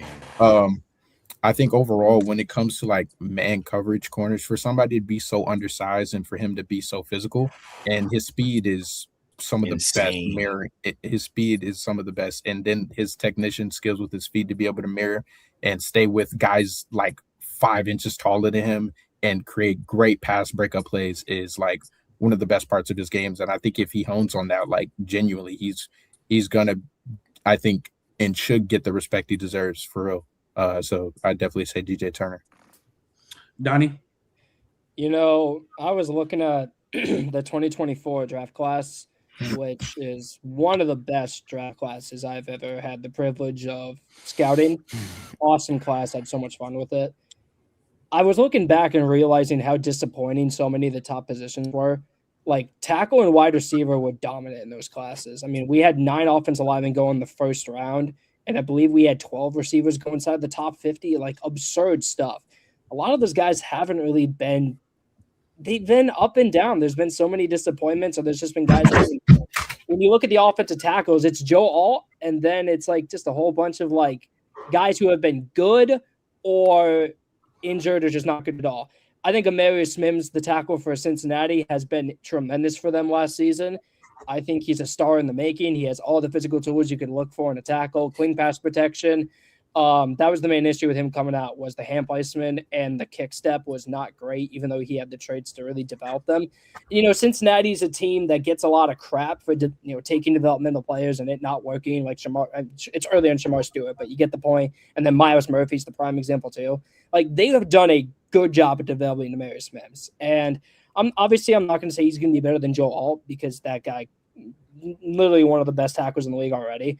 But dude, Amarius could easily be the second best tackle in this draft, pretty easily. So yeah, I think the Bengals got a stud, and another reason why the Bengals O-line is also underrated because I don't know why people still think it's like a bottom tier O-line when it's really not. BK. For me, it's Derek Harmon from the Steelers, D tackle. When he got the chance to play, well, he was injured like 4 to 5 games in his rookie year, but when he got out there, he showed real promise as a pass rusher while having the good floor as a run defender, and then he got into the playoff game, recorded a sack and about 6 tackles. I think he has some real promise to kind of break out this year, crack that rotation more with Cam Hayward getting older, and just needing more juice up on that front 7. I really like Derek Harmon. He has the size, he has the tools for it, and he has a really good motor. So I think he's a good candidate. Be underrated. Early. Underrated, right? Mm-hmm. Hey, man, the guy I give all the flack to, man. Don't say it. They told me bust down my AP. All jokes aside, I think Harold Fender Jr., man, is super underrated to me. I think what he does offensively to be because you don't realize Harold Sanders is 6'4", 240-pound tight end. Like the way he moves, the way they use him. I'm talking about like they can use him in the short game as far as like screens and things of that nature. He's a deep threat, great hands. I think he has mobility and looseness in the open field. Like he can really be a guy that can be a high production, high numbers type of guy. We talking about that almost a black Travis Kelce type shit. Like getting freaky like that. Harold Fanning. I heard Black Travis Kelce. One more time. Woo! Yeah, who we talking about? Black Travis. I said almost Black Travis Kelce. Who are we talking about? Harold Fanning Jr. Yo, you woke up, right? I'm just saying. You woke up? I think again, we should on Shador Sanders, but we seen what he did with a lot of. You guys splash some water across your face, bro. You wild. Anyway, Black Travis Kelce, my nigga. Hey, I'm high on him. I think again, there are not too many guys at his size at that type of position who can do what he does. Especially again, the size is what matters because he moves as if he's almost a Aaron Hernandez size type of tight end. Shout out to the killer. But I think that the problem is that with him, I think the system. What the hell is wrong with you, man? Are you serious? I'm sorry. I think I'm sorry. I think that we get to let Adonis like that. I can get my jokes off. I think the system is what's going to hold him back. I think that if they really open the playbook up and make him one of the number one targets on that team, I do believe that he can be highly productive. I'm talking about 80 to 100 catches, 1,000 yards, 6 to 10 touchdowns type of tight end. So yeah, I'm high on Harold Fanning Jr. I think he's and is that really the way I should on him? Is why I say he's underrated. All right, Goldie, who do you think is the most underrated player? Joey Porter Jr. I feel like last year he took a big step up, and I got a feeling that next season he could take a real leap. I feel like he need to put on a little bit of size, but I feel like him playing next to Jalen is going to like continue to help him develop, and I feel like that played a big reason why he took a leap. So he could maybe jump up. I don't want to lie. He give me another year like he did last year. I'm putting him top 5. He put you top 5, right? I think I was gonna say all pro, but I thought that was a little crazy. Nah, man. And Drake Porter, he is 6'4". Aaron Hernandez was 6'1". He was small. Hey, Flam, why you looking? Watch you. 5 stinks, bro. 5 you said what? Joey Porter had a great season last year. JPJ's not like that, bro. I like Joey Porter too. Yeah, you say you think he's I don't see what everybody sees in Joey. That is a Brazilian jiu-jitsu fighter at corner. Like he got Joey Porter Jr. Wait, hold on. Elaborate on Joey Porter Jr. is one of the don't get me wrong, I love a physical corner. I appreciate a good physical corner, especially in Pittsburgh. That's their personality, you know what I'm saying? That's what the culture they built on. That is Lyoto Machida in a helmet, brother. Like he dead ass. Once a receiver makes a move and gets past, bro, I'm telling you, if we had Velcro jersey numbers, Joey Porter's ripping them off every play. He needs to work on. I don't know. He's a holder. Yeah, I don't know if he has bad hips or like his footwork. There's something there. Like he's like his size, you can't coach that. His IQ, he has great IQ, and he's not afraid to put his head in there and make a tackle. But I think if you're going to be playing against the Jamar Chases, against the T. Higgins, who else is there? I'm Flowers. Yeah. Anyway, but see, there's that callback. But no, like Joey Porter, I think he needs great coaching, brother. Like I don't. Flam, he got them linebacker jeans, man. He got linebacker jeans. Yeah, you're right. That's his pappy. He won't put hands on people. Yeah, man. I don't know about JPJ. I don't know. He'd be a great safety, though. He'd be a great safety. The reason why I agree with that. The reason why I have him as my most underrated player is because the leap he took from year 2 to year 3. So I'm saying this year 4. I feel like he was better at the penalties, containing the penalties this past year. So I'm like, if he can continue to develop like that, I feel like he could put himself in them top 10, top 5 cornerback discussions. He's top 10. I was gonna say because right now there's the people that's already in the top 5. Do we see any of them dropping off or like Joey Porter jumping over them? Because I know AJ Terrell. I don't know.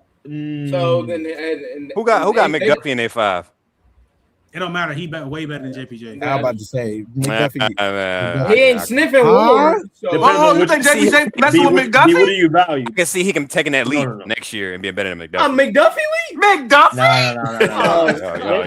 What Miles Garrett pass question? McDuffie's gonna have a field day. McDuffie's got to be the most disrespected. McDuffie about to go crazy. He might take a Sauce Garner leap, Colts fan, but he won't take the McDuffie leap. Yeah, I was gonna say Sauce in the 10. There's a lot of similarities I see between Sauce and JPJ. That's all I'm gonna say. And a lot of people got Sauce in their top 5. But I'm gonna say Sauce not top 5. because again, you guys Sauce is not top 5. He got paid like the top 5 too. Because here's the thing, I'm just saying, even if he does take a leap, what's to say that the people already again ahead of him that won't make a similar or bigger leap than him? Well, do you get better than all pro every year? You've been in the league. Wait, so you get better than that. What's the leap? Hold on, B. You think JPJ can jump like a JC Horn? Nah, fuck no. I'm talking about just McDuffie. Oh, why you just saying? Damn, you don't like McDuffie. Wait, I don't see what you're JC saying. is stamped over McDuffie now? That's what I'm Saying saying. next year, I can see him taking a leap over McDuffie. Since when is JC Horn stamped over McDuffie? Yeah, I mean he's a better corner. What? Since he's what? a better corner. That's not stamped. That's not disrespectful. It's just how I agree. He has better ball skills for sure. He's a better cover corner too. No, he's a better cover corner too, bro. Bro, do you know how many corners can dominate in the? Bro, do you know how many corners can early. I'm not dominate? saying that. Donnie, is McDuffie ever making the play he made against the 49ers? Is he ever making that play? Maybe. This what I'm saying, bro. The play that JC Horn made versus the 49ers, is McDuffie ever making that type of play? I don't remember that play. Traveling across the field to go. You talking about the interception in the end zone early? There is no way you watch JC Horn and then Trip McDuffie. Bro, you say McDuffie's B, better. I don't think No you way. understand. I am no a way. massive JC Horn fan. I think love the JC Bengals Horn. gonna have a corner. Trent that's gonna take McDuffie, that jump. he don't clear Trent McDuffie. You talking about DJ? He gonna be better. All right. I never said he clears. I never said he clears. When I say he clears. Manny, I When I already said he talked clears. about DJ earlier. I already told him. I already talked about DJ. But look, McDuffie's got to be, bro. Do you guys understand how hard it is to dominate in the nickel and the boundary? And McDuffie has done that. Not a lot of guys he's can nice. do that, man. He is Spoon nice. can do it. He can do it, and there's not a lot of other names. He is nice. Like, there's so many guys who struggle to play in the slot because playing in the slot and the boundary are two entirely different positions. Yeah. And he can play both. Like, he's JC, like Cooper DG? He's going to do it in Cooper LA. DG. Move around. Anyways, Flam. Oh, bro. Flam, I'm gonna start off with you. Ask Lab McConkey. Flam, I'm gonna start off with you. Yeah. Look, Flam. That was white on white crime right there. Flam, I'm gonna start off with you. What do you think is the biggest deal? What is the biggest storyline entering the season in AFC North? The AFC North? Yeah, biggest storyline. Is this defense enough for Joe Burrow? I think that's the biggest storyline. I think that's the. This is coming from an AFC. You know, I'm a Browns fan, bro, and I'm not saying we own Joe Burrow as the Browns, but we give him a lot of problems. I don't think everybody else in that division. I think Joe Burrow. I'm not saying this is it. Like, oh, like he's gone after this season. I think this defense, like we were talking about, DJ Turner. I also love DJ Turner. I was praying he was a bust, but DJ Turner's going to be something. Dexter Lawrence there. He's going to, everybody knows the secondary and a good pass rush, even a mediocre pass rush helps out a secondary a lot. Average, just average. Yeah. You don't even need like a top 10 pass rush, bro. Give me 12. Well, get Jamal Stewart off the field. I'm with you. Dexter Lawrence is going to make his job easier. You know what I'm saying? But I think this Cincinnati defense has a chance to shut everybody up, me included, about the whole Joe Burrow missing the playoffs thing, and I think it's going to happen. I think this is the year where even if let's just say the Ravens do what they've been doing to this division for like the past couple years, I think even if Cincy gets in at like a wild card, Joe Burrow with a wild card mindset, like an underdog, that's I don't want to sound cliche, but that's scary. Like an underdog Joe Burrow, I would hate to play against that. You know what I'm saying? But I think this is the year that defense gets their shit together, and I hope Zach Taylor gets his head out of his ass, and we could see something. So, Manny, what do you think is the biggest storyline going into the season for the AFC North? If they make the playoffs, that's it. It's just that simple. if the Bengals can make the playoffs. I said I ain't made the playoffs since I was in high school. It's been a long time. I need Joe Burrow back in the playoffs. Manny, you are 12, man. Come move around. Oh, I'm 24. I need Joe Burrow. The last time the Bengals in the playoffs. Yeah, me and Manny are the same age. Yes, bro. 2021? That makes sense. It was 22. Oh, yeah. But, I mean, respectfully, if Joe Burrow get it as a wild card, I wouldn't have faith in him making it all the way there off the last playoff run. So, I mean. Yeah, I need Joe Burrow back in the off so he can take him back to the ball.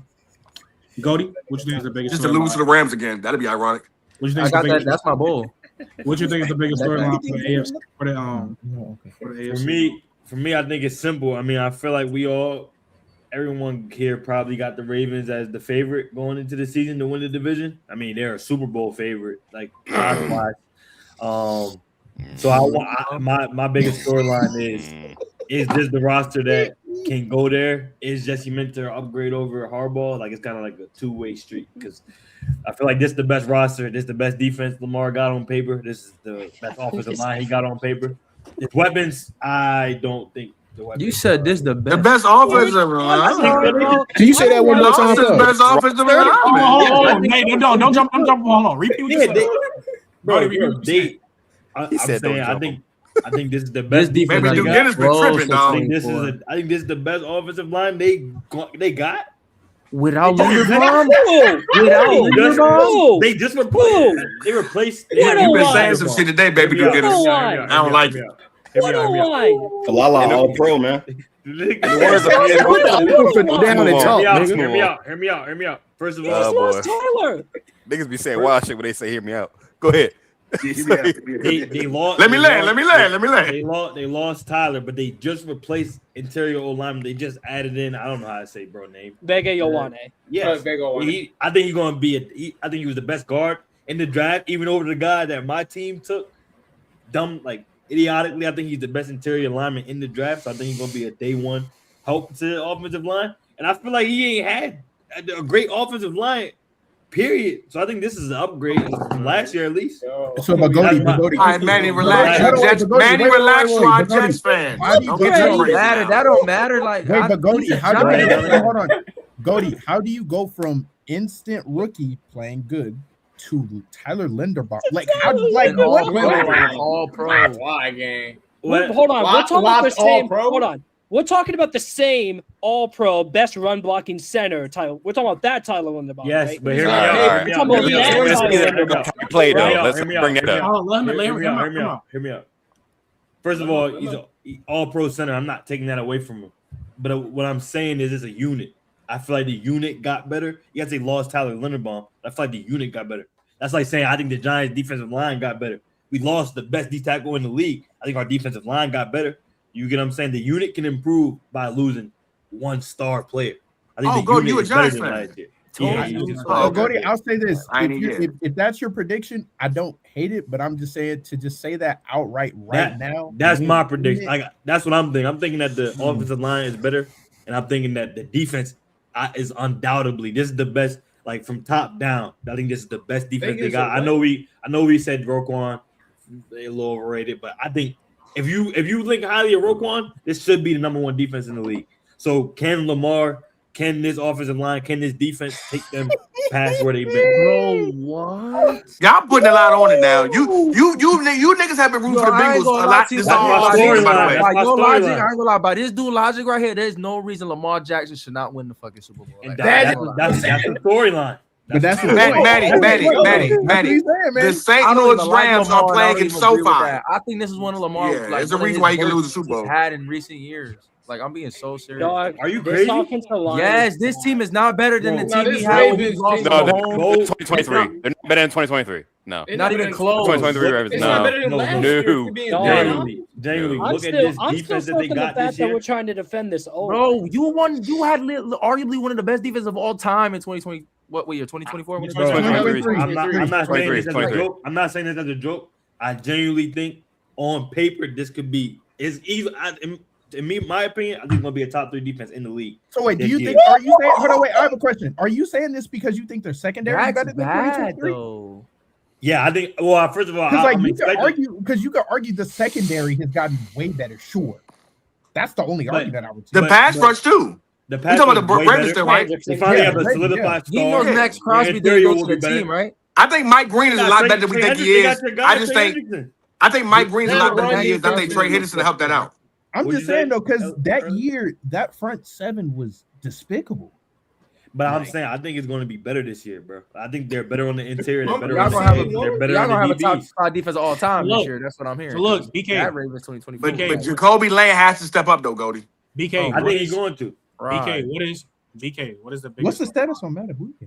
What? He's back. He's back. He's gonna play, but we don't really know what he is. But look, That's though, what I'm saying. BK, still on, yeah. BK, what is the biggest storyline heading into the season for AFC North? Shoot. I mean, the obvious one should be the Bengals getting Dexter Lawrence. I'm sure enough some defensive stuff, but I'm gonna go to the Browns if Shadur gets a shot to start the whole season. That's my biggest one. If he gets a shot to start the whole season, I think he sucked, but it's a cool story. I want to see him genuinely get a shot, a one full year. You know, I know Deshaun Watson does have that contract, but like, you're gonna be garbage regardless. So just give bro a shot. Like, Damn. Donnie?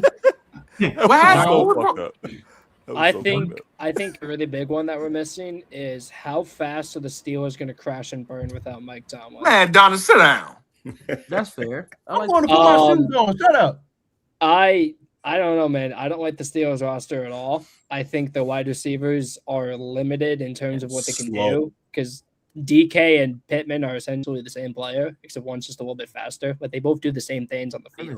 Well, no, whoa, because Pittman is a legit, like he can actually catch. Respectfully. But early, what I'm saying is that what they do, like how they win on the field, they win in the same way.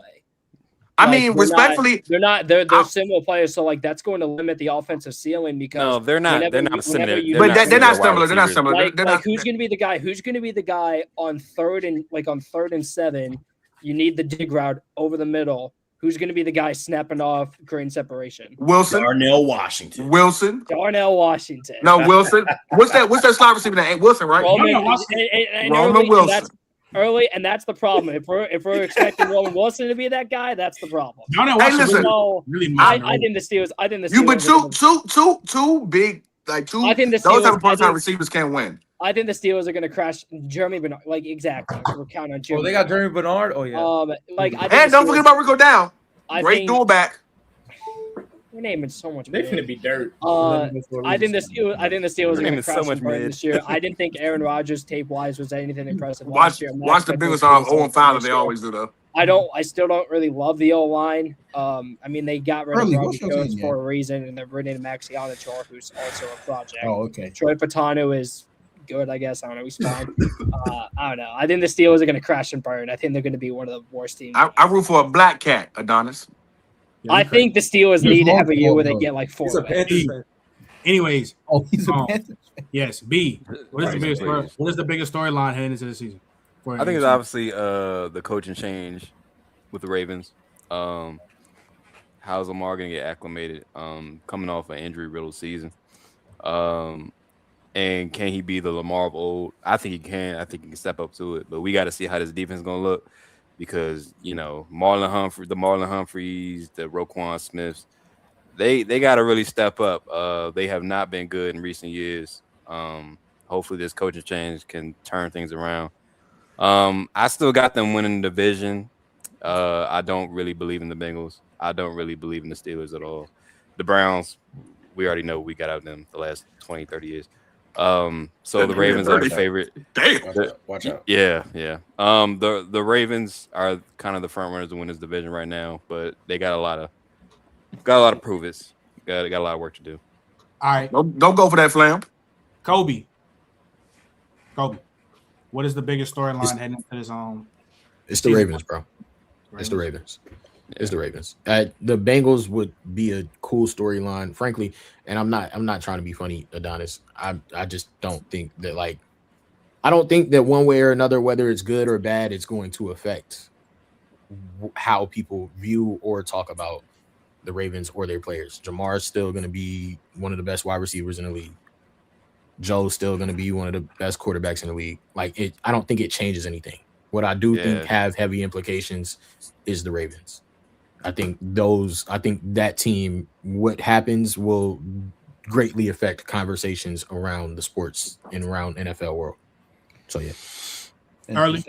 I think Shador is the biggest storyline. Hold on. Wayne, what was you about to say? No, I was gonna say, since we talking about storylines, I got a post-credit scene. Let's just say Shador and Deshaun Watson stink. Baker Mayfield's a free agent. He is going to be a free agent. No, Man. he ain't going back. He ain't going back. Hey, I can pray, right? I can pray. Flam. You interrupted me for that movie. Baker with Monken again. Monken and Baker were not that bad, man. Come on, Flam. Scary Movie 6, Flam. Scary Movie 6. Flam, you praying, but God don't like ugly. That's gonna be ugly. Hey, Brown's being ugly. Brown's an ugly color. I'll take it. Not if you know how to put it on. What was you saying earlier? I think Shador is the storyline for the AFC North, period. But I think it's a storyline that I think is developing slowly with the Cincinnati Bengals, and like just again, I feel like y'all have wasted some of the Joe Burrow years. I do believe that like y'all, this is probably the best team y'all should have on paper going to the season. But another 0-4 start situation, y'all probably got 2 more seasons of like not underachievement to where I think Joe Burrow goes to a contender, dog. Like he goes to a Rams or another team. I think Joe Burrow, I don't think he ends his career in the Bengals uniform. And I think this year will be one of the defining years to determine that. Early, why would he go to the Rams? They just drafted Ty Simpson.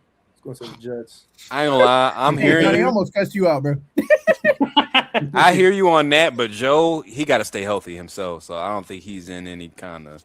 But if Joe go to a better situation, another team. If Joe go to because we say his situation ain't been the best. If Joe goes to a more stout situation, Minnesota. Man, listen, there are teams that are a Joe Burrow way if you think he's that guy. Adonis. So and after this, I do got to dip out, but I would say, yeah, obviously I think it is my Bengals only because with Joe Burrow and the offense staying consistently as good as they can be, I think a lot of people were talking about like Dexter Lawrence, but like I feel like it's the accumulative pieces that we got on defense that makes this so important. Like we got Brian Cook, we got Kyle Duggar, we got Dexter Lawrence, we got Boye Mafe. Like we got so many pieces on that defense to help it be a collective defense and not it be isolated on 1 to 2, 3 players like we have in past times and it, come back to bite us. So it's like, I think this is on paper, like a lot of people are saying, one of the best collective defenses we've had in past years, I think.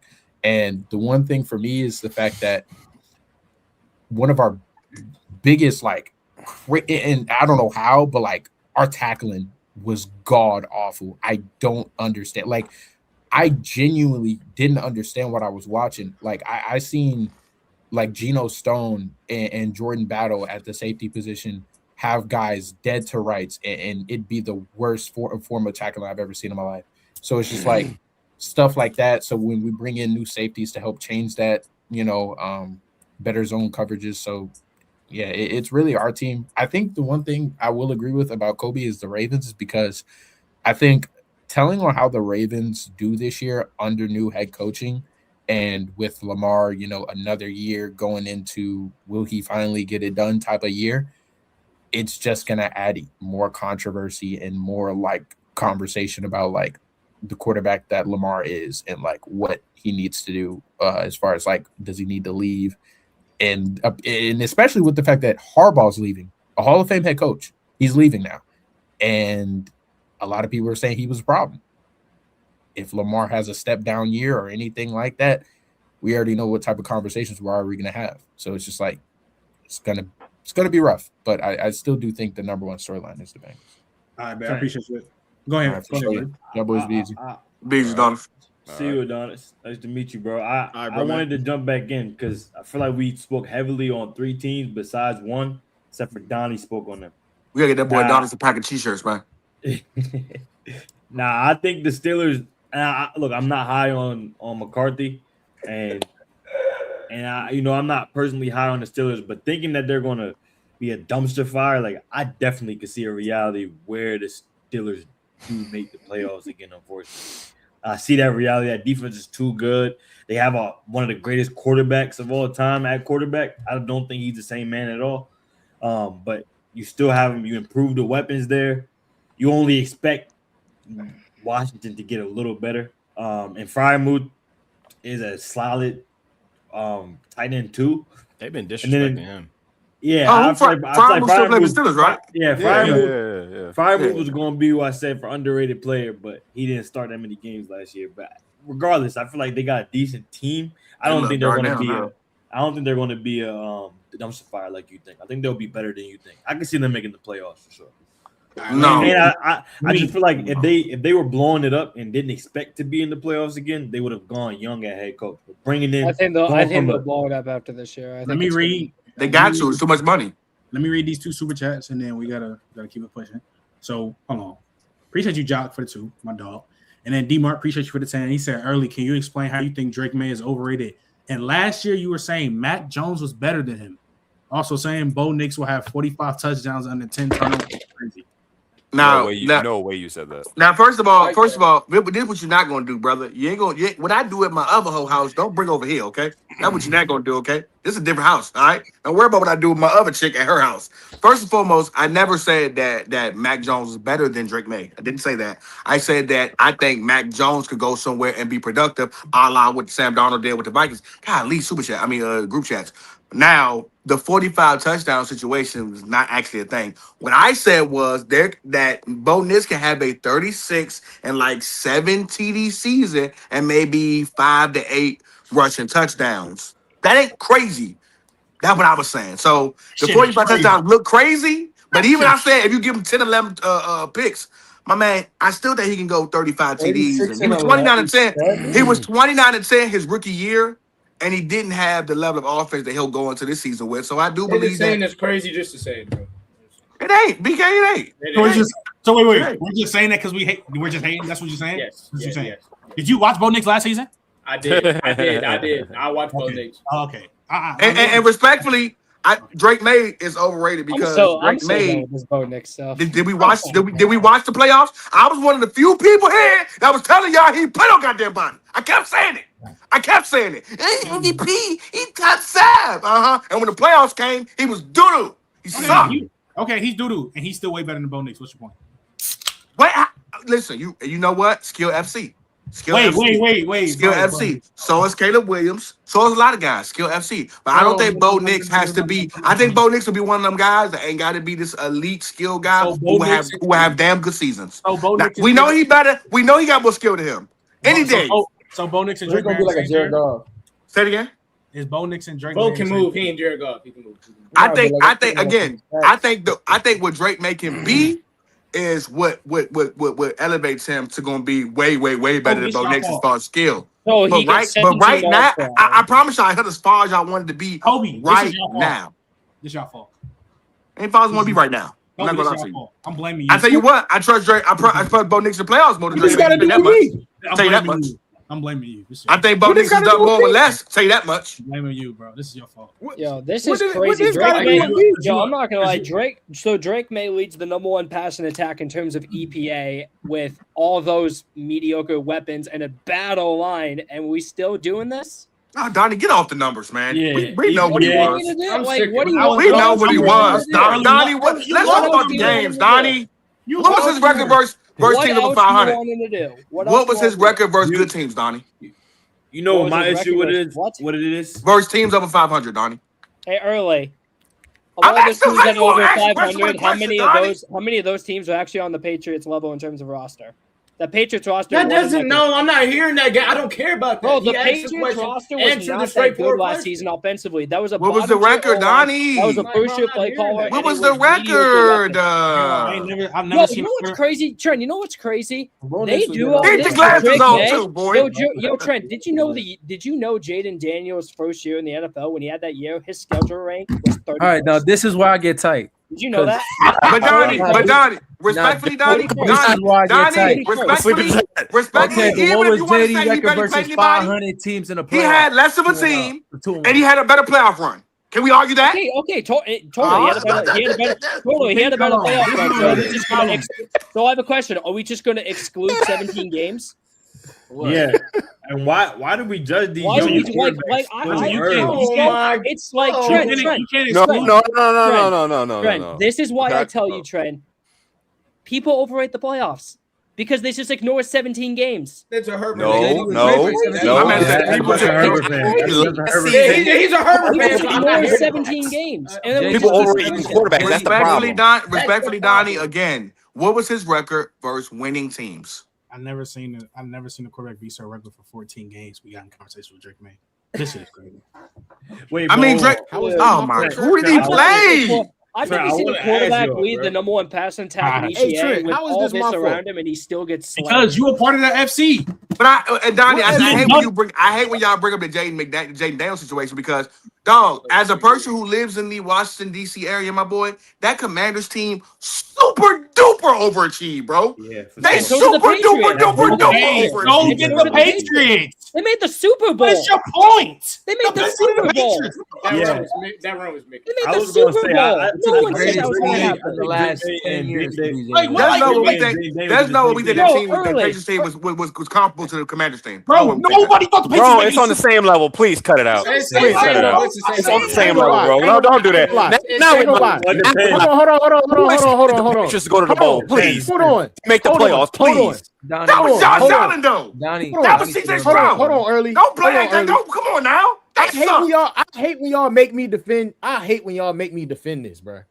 Really? I do. Because if you was here to hear me talk about Jaden Daniels after that run, you would know why I hate when y'all make me defend this. Here's the problem. Did the Patriots play a team on the level as the Eagles went on their way to the Super Bowl? No, absolutely not. Not close. So when we talk about, when y'all be like, oh, well, the Patriots made the Super Bowl. Would they have made the Super Bowl if they played the Eagles in the it don't even have to be the Super Bowl. It don't even have to be the Super Bowl. With that Patriots team, Kobe. With that Patriots team, the way Drake May played, would that beat the Detroit Lions? Would that Patriots team beat the Detroit Lions? No. Would that Patriots team beat Detroit Lions the way Drake May played? But this is what I'm saying. This is what I'm saying. When you talk about that Washington Commanders team, that shit was. So was the fucking Patriots. That's why they had a top 5 pick. No, but the Patriots had a top 5 defense, though. They had a top 5. Yeah, they had a great defense, but the offense was fucking horrendous. Commanders didn't have a great defense. Just said he let the number one passing offense in the league. You have to score points to win a game. You can have all the defense you want. You have to score points to win a game. If your offense is fucking bottom their 5, offense was so bad, and then by Drake May's second year, he leads the number one EPA passing attack. Like, I don't know what else you want him to do. Hey, Donnie, let's go simple. Let's go simple. Donnie running back core. That Commanders team. I'm not done. I'm not done yet because this is what I'm saying. They're both shitty. What are we doing? And then you can't bring up the schedule part because last year with the Commanders. I'm not bringing up the schedule. I'm talking about the playoffs. I'm talking about early. And rest of when you bring the schedule, that's just ass. The Commanders playing ass. But I said, even if you want to say they both played bad, even if they one team was worse than the other, if you want, even want to say their schedule both easy, the playoffs is what clears it. Okay, that's fine. That's perfectly fine. That's cool. But just because of that, don't make it seem like, now Bo Nix plays one decent game versus Josh Allen's worst game of his life, and then I'm trying to say Drake May is close to Bo Nix. But if he play, he'd have whooped Drake May's ass. If he play, he'd have whooped Drake May's ass. If he play, he'd have whooped Drake May's ass. That is disrespectful. Bro, that nigga getting hurt is the worst shit that's ever happened to me. I promise y'all, he would have whipped Drake May's ass. His knee could have been AO fine. He ain't never gonna be better. Trent, though. My thing is, we are talking about the skill level of what Drake May brings. We understand how great skill level he is. I'm talking about right now. Okay, you got a better arm. I'm talking about right now, player for player on the football field. Make a play for me when pressure counts. I don't think about that. You take Drake May. For what you saw last season, who looked better, Drake May or Bo Nix? In the clutch, it was Bo In Nix. the clutch, it was Bo Nix. Who was it? Please tell me who was it. Caleb Williams was on the same shit. Exactly. Caleb Williams was on the same shit. It's a little different. It's a little different. Stop. It was a little different. So Caleb Williams didn't have a better offensive situation. You said what? It's also different because Drake Caleb Williams didn't have a better offensive situation than Drake May. He did. You niggas think Coach Lovett is the best tight end in the league, by the way. Nobody, no, we don't. We I mean, you know I'm being that. You know I'm over exaggerating, but you know what I mean. Y'all think he elite? Y'all think he top 5? Yeah. Yes, no, maybe so. Y'all think he clears Ty Warren, right? Yes. Oh, Okay. Yes. Go ahead. Well, And I've also seen Bo Nix struggled majority of the season. And then we're having conversations. Played by Jackson Dart, bro. Like that. Hold on. The same game we came back and won. I literally seen a 14 game. I literally seen them win 14 games, and Bo Nix was just a solid quarterback. He was cool. That's it. You don't gotta fucking boost his rankings because they all win Super Bowl. You don't have to do that. He's a solid quarterback. Keep it pushing. Bo Nix is the hawk of fucking quarterbacks. Both sides. It's an issue with this whole fucking guy. With this whole argument on both sides because this is how I see it. It's something that only happened with this 24 draft class. We're rating these like we're the bar we hold these players to, or the four of them, Bo Nix, Drake May, Jaden Daniels, and Caleb Williams, we hold them to this bar that we don't hold any other quarterback class or quarterback to. Think about this. A second-year quarterback came second to MVP and went to the fucking Super Bowl and lost. Is that crazy? And people call him overrated every day. Bo Nix been to the playoffs 2 years in a row. Everyone was like, why? Why the fuck did they take Bo Nix? He went to the playoffs 2 years in a row and outperformed the fucking MVP. The MVP had a shitter, but the MVP outperformed him. Not the MVP, but the defending MVP outperformed him. You get what I'm saying? Caleb Williams taking his team to the playoffs for the first time in God knows how long. Jaden Daniels taking that terrible DC team to the playoffs. Like, why do we hold them to this crazy standard and compare them to each other so quick? Like, let them develop. In year 2, Josh Allen like he would be out the league. You get what I'm saying? Year 2 was the first time we seen Mahomes play. Like, let's calm down. You get what I feel like it's a media narrative period where we hold him to this crazy standard. We don't hold Dak to this standard. We don't hold Jalen Hurts to this standard. Well, those guys are veterans, though. That's why. But I'm saying we don't hold people them. give rookies passes. People give young players passes. We don't give rookies in the second-year players. We haven't been giving Caleb. Niggas is not giving Bo Nix no fucking pass. No, we don't give him no pass. Bro, BK, I'm not trying to hear that because everyone knows that Bo Nix. When you got it made out for you, you don't deserve a pass. What? Who don't deserve a pass? When you got it made out for you, you don't deserve a pass. Oh my. When you put the backpack on for real, I'll give you a pass. Oh, niggas didn't watch our fucking offense. They didn't watch it. They don't watch it. They don't watch it. You are a bot. You don't. This is all I'm going to say that we can wrap it up. BK, respectfully, you came in with Sean Payton. You came in with an elite O-line. You came in with an elite defense. Man had a tight end get over 400 yards since he got in the league. Respectfully. He had a running back get over 800 yards since he got in the And this is league. one of the worst deep ball throws I've ever seen, bro. He doing the PG-13 crash show, bro. If Bo Nix was actually playing great in this situation, MVP race, I would respect it. I would literally respect it. Wait, y'all had 17 and 14 wins, and you ain't even y'all had multiple times where y'all was struggling throughout the season. That's not good, bro. That's not and he was regular. That's it. Yeah, Denver don't you criticize Jalen Hurts for playing mid with a good team. Like, stop. That's my problem. Cody said, I'm gonna just let him play out. Cody is different. He can't talk like this because he criticized other quarterbacks for playing like mid with great situations. Bo Nix got a great situation. He got elite defense and elite O-line. He got elite coach too. I'm not hearing none of that. Elite play calling. A fucking Hall of Fame coach. Anyway, so look, let's get to it, bro.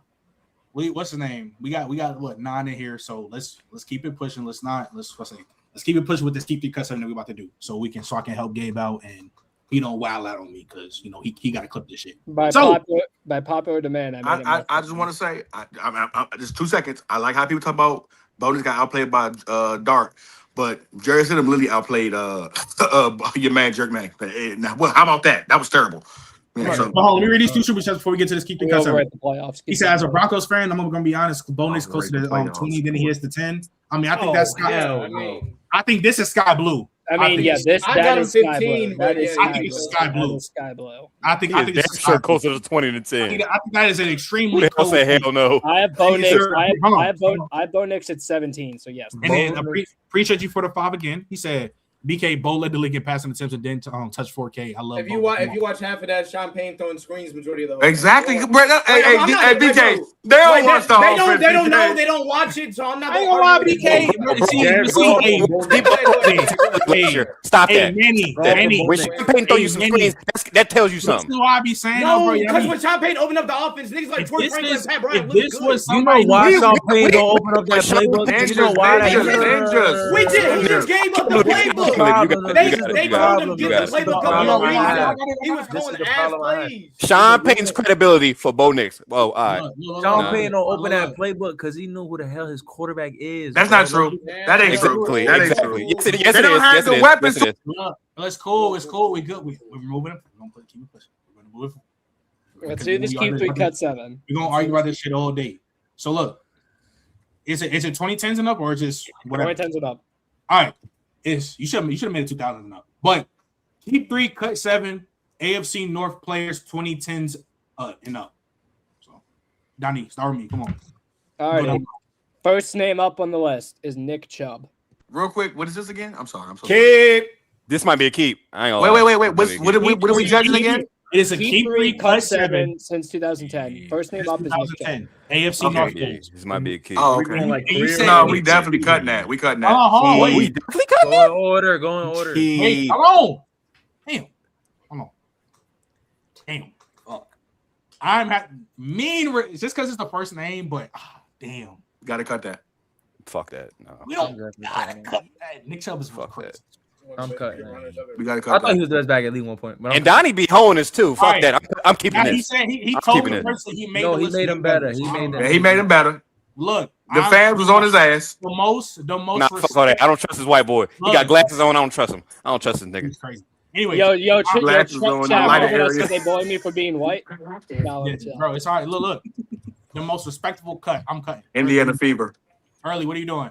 I'm cutting that thing, but I'm cutting that thing. Man, what are you doing? He was consensus the second best running back up until the knee injury. Keep. He was RB1 for me. Kobe, Nick Chubb. I'm gonna trust Donnie today. Okay. Thank you. Goldie, you keeping a cutting? Cutting.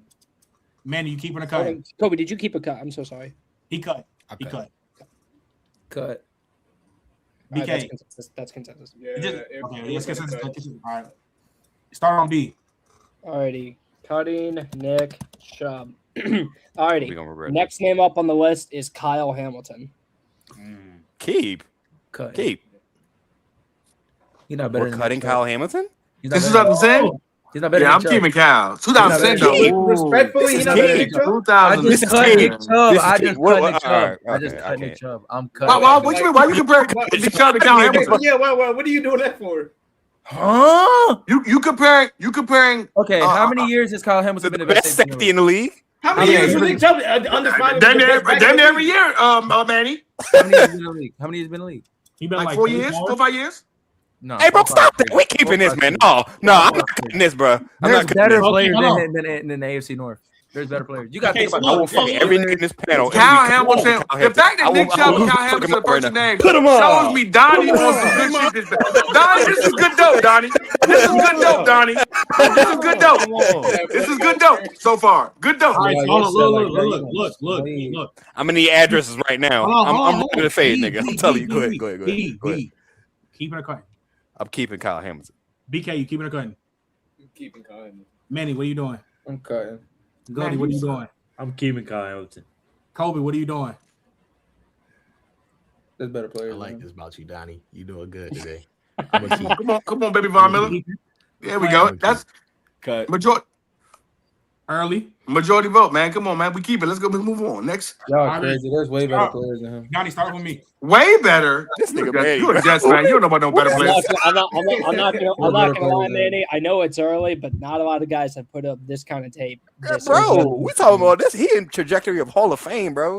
No, he's in trajectory. And mind you, he is filling the place of one of the best safeties of all time. He's doing it damn well. Come on, bro. Again. There's 2010s. I was gonna say this is 2010s AFC North, right? No, it's bro. Hamilton, bro. Oh yeah, there's way. Yeah, I can't do it. Ain't no way better. Donnie, next name. Alrighty, so we're keeping Kyle Hamilton. Next name up on the list, AJ Green. Ooh, see, this is some. Hey, that's good dope, Donnie. Interesting. It is a good pack right here, baby. It's a good pack. It is interesting. You get high on this? If we cut, it's a good batch. If we cut Nick Chubb, yeah, bro, that's right. Yeah, bro, I'm cutting. Yeah, we got to cut AJ Green. Sadly enough. Hey, yo, this is a respectable cut. AJ Green would be an automatic keep any other time in Donnie's list, but this a kid we got cut. It's a respectable cut. Yeah, and B love him some AJ Green. So, Flam, what you doing, brother? Cut. Kobe. AJ Green. I'm cutting. Okay. He might give me AB. Goldie. I'm gonna cut. Manny. BK, just real quick. All right, we start on B. Already cutting AJ Green. It's a Cy, Next name up on the list, Big Ben. I'm cutting the sexual harasser. No, thank you, cut. It got my face, dog. No.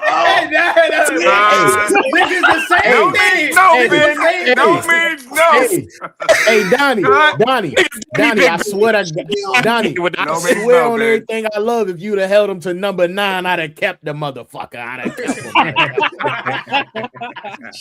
him. Yo, B, what you doing? Yeah, man, if you don't cut fucking this ball, get out of here. Whoa, chill. Don't disrespect. Don't disrespect who? Don't disrespect who?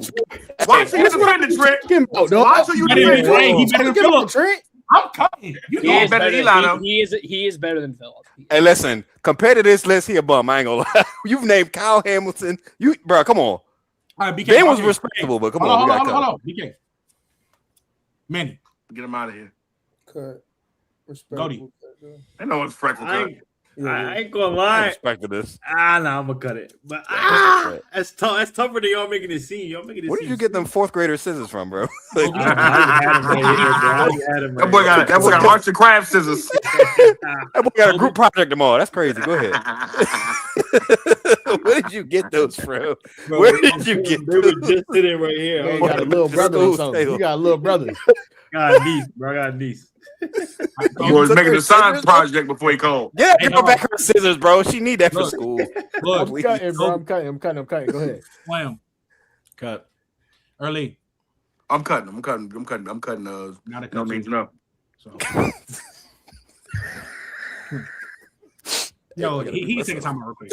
Anyways, he had to take time out real quick. He's like, bro. Yo, he's holding his hands up like he ain't do something wrong. No, bro, come on, gang. No means no is crazy. What Earl said? What happened? What happened? Hey, we won't say Carl Malone name today. Hey, let's keep the same energy. Anyways. Yo, all right, chill. Alrighty, so I wasn't okay. So we're cutting Big Ben. Okay. That fool said no means no. Alrighty, next name up is Denzel Ward. Oh, this is gonna hurt my heart to cut this. This is gonna hurt my heart. I'm cutting. Early, what are you doing? Oh, I gotta cut it. Though. I gotta cut it. Goldie. I'm cutting it. Slam. So far, we got the best of the best, so I'm cool cutting it. Cut. Kobe. Cut. BK. Cut. B. Man, I gotta cut this. And Manny, you would have cut? Yeah. All right. Donnie, start with Manny. Alrighty. Next name up. Lamar Jackson. Yep. Lamar! Oh, this is a key. Lamar! This is a key. Yo. Yeah, Manny. Yeah, hold it down. Hold that down. You know what you got to do. Hold that down. Sadly, I have to keep Lamar Jackson. B. That's a key. I'm keeping This might be all first team Baltimore Ravens. BK. Even without a ring, I'll keep. Jump on that up. Oh, here we go. Here we go with that shit. BK, you had to do that. You had to do that. Yeah, that's why they called you bacteria. That right there. Yo. Kobe. Let it out. Conversion. Lamar. I said consensus, nigga. We ain't even had to go through all the whole list. We ain't had to go through everybody. Consensus key. Consensus key. How many more cuts we got left? We have 4 names left. Yeah, we have 1 keep left. Yeah, this is good dope, Donnie. This is good dope. I'm trying to tell y'all what. It's good dope. Donnie, come on, start with me. Alrighty. No, who? Well, we know who's going to do it now. So They just talking. he was for a long time. Yeah, because there wasn't nobody else good. Yeah, he was. It was. And Joe Flacco still got a bowl in that time. Yeah, he was. But Donnie. Alrighty. Next name up on the list. In my opinion, one of the most underrated D tackles of the decade. Geno Atkins? Geno Atkins. Ooh, I love Geno. I gotta cut that. We gotta cut that. We gotta cut that though. We gotta cut that. We gotta cut that. Shout out the 2010s all decade. He gotta go though. I'm cutting. Yeah. Early, what are you doing? I'm cutting Geno.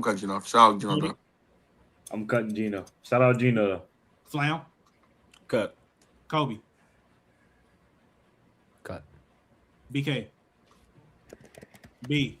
Geno was a demon. Cut it though. Manny. Cut. Start with Manny. Alrighty. Lajay is blowing me right now. Why you being good today? I'm sorry. Go ahead.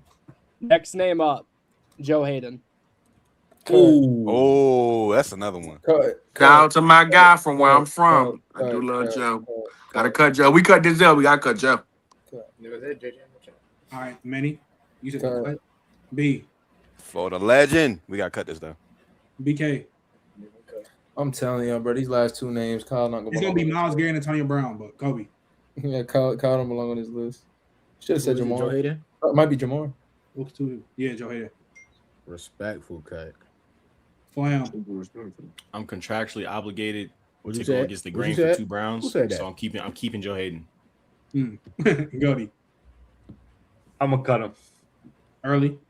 I'm cutting him. Respectfully though, my guy. My guy in real life. With so much respect to the city.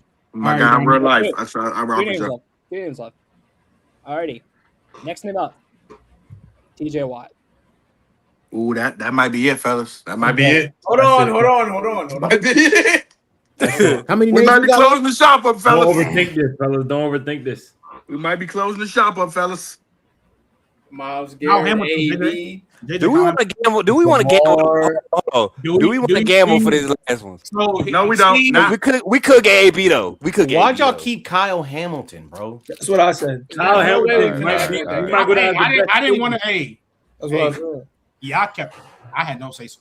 I said cut. I had no say so. So All right, man. I'm happy with Kyle It's a Hamilton. big keepers, Come though. on. Come on. So hold on. Come on. Hold on. Wait. Hello. I know you were degenerate. I know what you want right now. He itching the road. So it's either we keep TJ Watt, keep the 20, elite seat, peak at TJ Watt, or we go for a chance for like a Jamar, AB. But also Donnie could be on the flip side. He can put Shador in here. You didn't name anyone better than TJ though. I like that Le'Veon call, Manny. The only person, AB. Did you not? the only hear person him? that would be better. AB coin flip. The only person that would be better. all Coin right, flip okay. where? Okay. Trick. You got it, bro. You got it. You don't know Remember you got the soundboard, dog? Use the soundboard, That's nigga. bad, bro. Don't even, bro. AB a top 3 Really? receiver to ever walk Earth, bro. Don't ever say that in your life. Do they Hey, not? take them scissors. Yo, Take them Yo, scissors. TJ Watt not even close to his Scissors, brother. headphones. Like, it don't even matter. Right Guys, I need to put the just saxophone. remember- on TJ this. is? I need to put the saxophone. Yeah, Just he's nowhere remember, near his brother. I have a lot of names at my disposal right now. Just remember that. Bro, we're done, y'all. We're done. Lock him up. We're done. To We're AB. done. I agree with I'm you. cutting. Bro, Put up for AB though. I ain't gonna lie. Just for the fun of it, I'm cutting. I'm cutting too. Early, what are you I'm doing? cutting too. I'm a gambler. No, I'm not cutting. I'm keeping. I'm a gambler. Why? Marty, what you Keeping doing? too. I'm keeping. We can really ruin this Flem, list. what are you doing? Flem, what are you doing? Keep. It's over. BK, what are you doing? It's on No, it's BK. not. No, it's not. BK, you keeping or cutting? Rolling the dice. Everybody asked me what I would do. He cuts. That's 4. That's 4 and 3. Kobe, what do you want? You know we rolling the dice. Come on. Let's go, Kobe. Let's go. Oh, crazy. Let's Come go. on. Hey, all right. Yeah, all right. Okay. Okay. Gonna name some trash. Okay. linemen. Come on, Donnie Cook. Please do not. If you violate, bro, you off for the rest of the stream. Now it's my fault that you guys are gambling. I'm telling you, I'm kicking. I'm on the 3 dots. I'm ready. Go ahead, Donnie. Yeah, this is what happens, man. I'm ready. I deliver a good list and they still get upset. I'm ready. Alrighty. One name Nah, left. he was right. You still. Yeah, One name left. Yeah. I'll start with the cuts. We decided to cut Nick Chubb, AJ Green, Big Ben, Denzel Ward, Geno Atkins, Joe Hayden, TJ Watt. This nigga took a we decided to keep All right, Kyle Hamilton, Agamemnon. Lamar Jackson. The last name we kept, Joe Thomas. Okay. Oh, That's that's a good one. That's a good one. That's a good one. Nah, I need that. I need that. I need that in my veins, nigga. Respectfully, I don't hear. Joe Thomas was better. Is a better player. Oh yeah. No, I'm cool with that. I'm cool with that. Joe Thomas, I'm cool with. I'm cool with. That's why you gamble. I totally forgot about Joe Thomas. I'll take That's elite. You should have never kept Kyle. That's elite. That's crazy. Y'all boys don't rock with TJ Watt though. Am I just the only TJ Watt fan? I do. Yeah, pick a course. Just we gamble. Oh, type. Let me read this super chat. He said, Bo played top 10 second half of the season. Trent Dart Frost. You think? I wonder if I ever cape for Jackson Dart on my platform. That's true. Like what? He's a solid player, but when why do y'all just because I'm a Giants fan? Like are y'all okay? So JJ, who would you have kept? Chad, who would y'all have taken out Kyle Hamilton for? TJ. No one. TJ. It probably been TJ though, because it would have been TJ probably. I mean, is this peak? Yeah. Oh, whoa. Yeah, if you're going PTJ, yeah, probably. Then probably TJ Chubb. You got TJ. Yeah. Even Joe Hayden, you're smack money. Joe Hayden's insane. Joe Hayden really had 2 years for y'all. Y'all know that. No, none. Listen, I'm the biggest. Joe Hayden had like 2 years for Browns, bro. Or Gino, I could respect that. Yeah. At the same time, though, Kyle Hamilton, a 2-time All-Pro, he's 25, bro. He more than I think he's a 4-time All-Pro or a 3-time All-Pro. Something like that. I think I looked at 3-time Pro Bowl, 2-time first team All-Pro. Yeah, I think all of at 25. You get what I'm saying? He might be the greatest safety ever. He might go down as the greatest safety ever. I would have kept Gino or TJ. Nah, I don't know. That's gonna be hard. Reed got it. But before we head up, always do standing predictions. So, because we are hit the 2 hour mark. Donnie, what is your standard? I said standard. What is your standing predictions and record predictions for this division? All right, let me pull them up real quick. I'll start from the bottom. Hot take. I think the Steelers finish last in this division. I think losing Mike Tomlin is going to really hurt them. I'm not a Mike McCarthy guy at all. I think their roster overall is more complete than the Browns. But there's been so many situations in the NFL in the past where better rosters have finished above or below or whatever. So I'm just going to kind of roll the dice. I don't think the offense is going to be efficient at all. I'm not a big Aaron Rodgers guy at this point in time. The tape last year was not good. I don't expect the run game to be anything special. I don't expect the passing attack to be anything special. I think their linebackers are awful. So I don't know, man. Their roster's probably a little bit better than Cleveland, but I think Cleveland, with how well they've drafted over the last 2 years, I think if their rookies play to the level I think they can, I think it's definitely possible for them to be better. They just had, in my opinion, the second best draft last year. So I have the Steelers going, what did I say, like 5-12? 5-12, Browns at 6-11, third place. Maybe we'll see Shedeur this year, maybe. I still expect this team to draft a quarterback, though, if they potentially get in that range. And then, obviously, it's the top 2. For me, I'm going to say Baltimore finishes second. I think this offensive line is terrible. I think this is arguably a bottom 5 offensive line in all of football. Ronnie Stanley is not the player that he used to be. Roger Rosengarten, I've never been a fan of. Expecting Vega Ioane to step in and play at a high level right away is just not reasonable, especially with how many first-round guards we've seen come in and either be bad or inconsistent as rookies. Like, Gray Szabo doesn't happen often. You know what I mean? Like, that stuff doesn't really happen. Like, Tyler Booker was up and down. Remember, Zion Johnson was a first-round pick. He was awful for years. So, and then, obviously, you lost Tyler Linderbaum, who's the best run-blocking center in football. I have a lot of questions about the O-line. The linebackers aren't very good. Trey Hendrickson, you need to stay healthy. And then first I have the Bengals. I think if the Bengals defense can just be league average, that's good enough to win this division. And I think they made some big-time additions into this defense. Dexter Lawrence, Boye Mafe. They brought in Brian Cook, who's arguably the most underrated safety in the league right now. I think they made some big adjustments. And I think with this defense, with the coaching staff that they have, if this defense can be league average, and you already have that offense intact. And like I said, I think the O-line's better than people think, and I think it's only going to get better. So yeah, I'm all in on the Bengals getting first place. So to finish it off, Steelers 5-12, Browns 6-11, Ravens 11-6, Bengals win it at 12-5. Early. I ain't gonna give you. I'll go Baltimore. I do think the Bengals will be the second best team in the division this year. Steelers, and then the Browns losing Myles Garrett.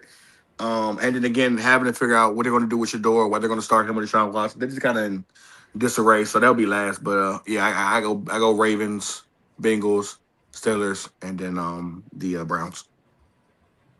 Goldie. Just to switch it up, I'm gonna go Baltimore at 1. I'm gonna go Pittsburgh at 2, Cincinnati at 3, Browns at 4.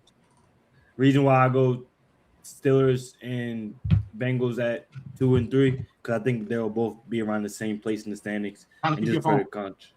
What happened? No, sorry, Donnie. Flam, go ahead. I got Cincy at 1. I got Cincy going 11-6. At 2, I got the Ravens floating around. Well, I said 11-6, right? Yeah, 11-6. I got Ravens going 10-7. Similar to Donnie, I have us coming in third. If you look at, there was like 4 games we lost. We lost to Buffalo by a field goal. We lost to Cincy week 1 after holding Joe Burrow to 100 yards. There's room for improvement. Special teams was a lot of the reason we lost those games. We finally fired that. It's going to be so much better. Yeah, I think Denzel Boston's going to be offensive rookie of the year. Amazing hands. We just got to see who's going to be throwing him the rock. Who you want to start? I want Shador to start. We gain nothing starting Deshaun. It makes no sense. At least see what you have in Shador. Agreed. So you can know moving on. Because no Dylan. Yeah, man. Dylan's getting cut. Dylan's getting cut. Yeah, he's not. We have Taylor Green in the cut, Monken has some shit drawn up for the red zone.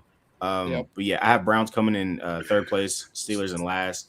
Steelers just don't move me anywhere. There's nowhere on that Steelers roster that scares me or I'm like, oh, this is a strong part of the team. You know what I'm saying? So, but yeah, I got Browns coming in third, Steelers coming in 4. So, Kobe.